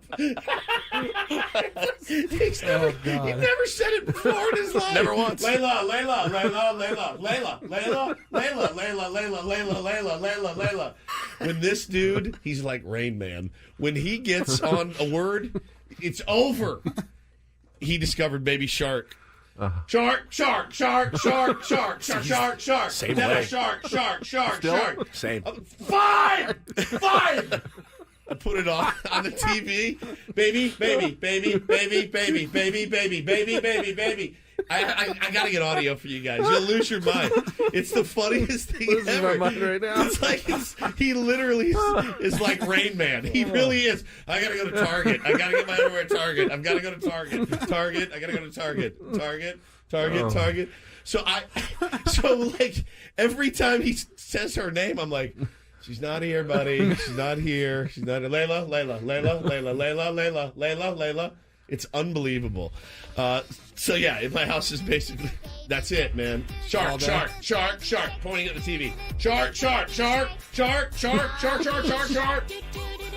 He never stops. So he's picking up word after word after word. It's so funny. I go, here, Taylor. He goes, thank you, and it's just the cutest, sweetest thing. So yeah, never a dull moment in the Woods household. So we were at the fair yesterday, and to be honest with you, like you see these things in your kids, and you think about how you are, and you go, I looked at Hannah yesterday, I go, this might be a problem. And she goes, what? And I go, well, look at him. He is a 100% thrill seeker. I picked him up from preschool, took him to the fair. We got out of the car. He goes, I want to ride rides. And I'm like, all right, yes, we're on our way. We got to get there first. Rides. So I get him his wristband. I put him on the first ride. He is ear to ear, just like this. You cannot get him off the rides. You know the big slide where they sit on the sacks and shoot? Yeah, it's like it goes down and then three down, humps three or humps, whatever. yeah. Mm-hmm. Pretty scary. I mean, he's three. Oh, I had my best friend broke his arm on that ride like 30 years ago. That's unbelievable. So he went down. He hit the bottom and he goes again. Dad, again. All right, you got a wristband. You ride all the one. Like 4 times in a row. I want to go on another ride. I go, oh, boy. Just like father, like son. Definitely a thrill seeker. Definitely gets something in his head and doesn't want to give it up. But he must have rode Ben for a 3-year-old. He must have ridden 14 rides yesterday, 15 rides. He would not stop, and we had to pry him away with the allure of a cinnamon roll to get him to leave. Again, just like his father. So he was all about it. He's all about the rides. Yeah, he likes that dopamine, yes, which his dad did as well. Very much. Chasing dopamine my whole life. So Bo is a little more conservative, a little more, I don't know, should I do this? Which, You love that if you're a parent, but Taylor's not. No Padres game tonight. No, so what are you'll we have gonna to do? find other ways to occupy. If you want to watch hockey, game 3 of the Stanley Cup Finals is taking place tonight in Edmonton. Not, for two major sports in the finals, it hasn't been great. No, Florida got a little delayed in their trip yesterday. They waited until the day before, and then there was tons of bad rainstorms and flooding. It was 3 or 4 hours they got delayed. They did make it, though. They're under emergency advisement or something. The Panthers did make it to Edmonton late last night, so they will be there for the game today. About 9-10 hour flight. Oilers trying to win for Canada. Canada hasn't won a Stanley Cup in 3 decades. Yeah. Montreal Canadiens in the 90s. So. Canadiens. They're not Canadians. No, they're Canadiens. Yes. So they are trying to, the pride of Canada. It's their sport, but they never win the Stanley Cup. But Florida's now up 2-0. Or if you did want to watch baseball, you could do a little preview of the Padres' upcoming series. The Mets and Marlins play the rubber game of their 3-game series tonight, while the Padres just wait in New York. So you think they go to the game? Is that in Miami or are they in New York? No, it's in New York. It's in New York, so they could go to the game. They could scouting, go scout in person and just down there. Not at the game. No, I'm sure they're going to enjoy. You can cheer for Skip Schumacher against the Mets. I'm sure they're going to enjoy the lifestyle that New York provides. Now, Frankie, we were talking. Please don't do that. We were talking off the air. Don't pre-watch the game. Don't pre-watch? Don't pre-watch. Well, Severino's had a decent year. I want to watch him pitch. He's a trade bait candidate. Okay. Now, it's very interesting because we were talking earlier about the San Diego Padres and how they've had to grind so hard to be 2 games over 500, right? Yep. And I think which is kind of my thing, and I think they have expended a lot of energy to be 2 games over 500. But you look feels like they've grinded really hard 37 times and not that hard 35 times. No, see, I disagree because, again, you think about the close losses last week. Right, they have really grinded hard to be 2 games over 500. Conversely, the New York Mets, full of star power as well, have not. And they are not. What is their record right now currently, Frankie? The Mets? Yeah. 27 and 36. Okay. 29 and 36. Jesus, 29 and 37. 29 and 37. Right. And your stars, you were reading off some of the stats of your stars earlier. Pete Alonso, Francisco Lindor, Jeff McNeil, Brandon Nimmo. So Pete Alonso's batting average right now, second on the team, by the way, at 235. That's second on the team. Lindor is batting 234. Jeff McNeil, former batting champion, is hitting 226. Thank you for that. And Brandon Nimmo, who we just gave $100 million to, is batting 217. So, I mean, again, I don't want to try to paint, the grass could always be browner, I guess, but it absolutely could. And their stars are also not performing, like a couple of our stars are not performing. But where the Padres are getting a lot of help from guys like Jackson Merrill, and others, it could be way worse, is what I'm trying to say. Mind you, Edwin Diaz apparently is coming back tonight, and the fact that I'm not excited about that just shows you how the season has gone so far. He's blown 5 saves. He's been going through and has man. given up 5 home runs this season. To put that into perspective, he gave up 6 between 2021 and 2022. Crazy, man. Crazy. It's just, this game is cruel and unfair a lot of times. I mean, there's no good reason that Francisco Lindor should be playing like that. There's no good reason Pete Alonso should be playing that poorly. It just, I don't know where it starts and stops with the New York Mets, but that they are a team that should be much better than they are. I can tell you, the pathetic fraud that I am, when I come in for Gwen and Chris tomorrow, I am going to be meted out tomorrow. Meted out? Meted. Like on medication. Well, yes, that. But meted out. I will have my methamphetamine. You see where my mind went? I'm like, what meds are you taking, Frank? Xanax, perhaps? God, I didn't even make the meted. The Met head. Yeah. I will have my Mr. Met bobblehead with me. You don't have to do that here at the home of the San Diego Padres. I will. I do. And I will show support because, as I told you last year, I hate losing to the Padres. No, I bet you do. Not just because of 2022, but because I'm here and I'm in the middle of it, yeah, I hate losing. Oh, to good. you I'll guys. make sure to text you tomorrow if we end up I know winning. But you you're do. throwing 2 lefties. You're fine. No, we're You're not. fine. You're in it. I just told you the lineup for But you're in it. average for our lineup. I think we're having our buddy Casey Stern on tomorrow Yeah, I morning. love Case. So we'll talk a little bit more about the Padres Mets tomorrow. And, of course, it'll be a manager's report Friday with Mike Schilt All joining right, us from New York at 9 a.m. So we will be back at 6 a.m. We will also be back in a couple of minutes for our Padres Roundtable. Commercial-free Padres talk coming up next. Don't go anywhere. It's San Diego's, thank you, Frank, on San Diego's #1 sports station, 97.3 The Fan.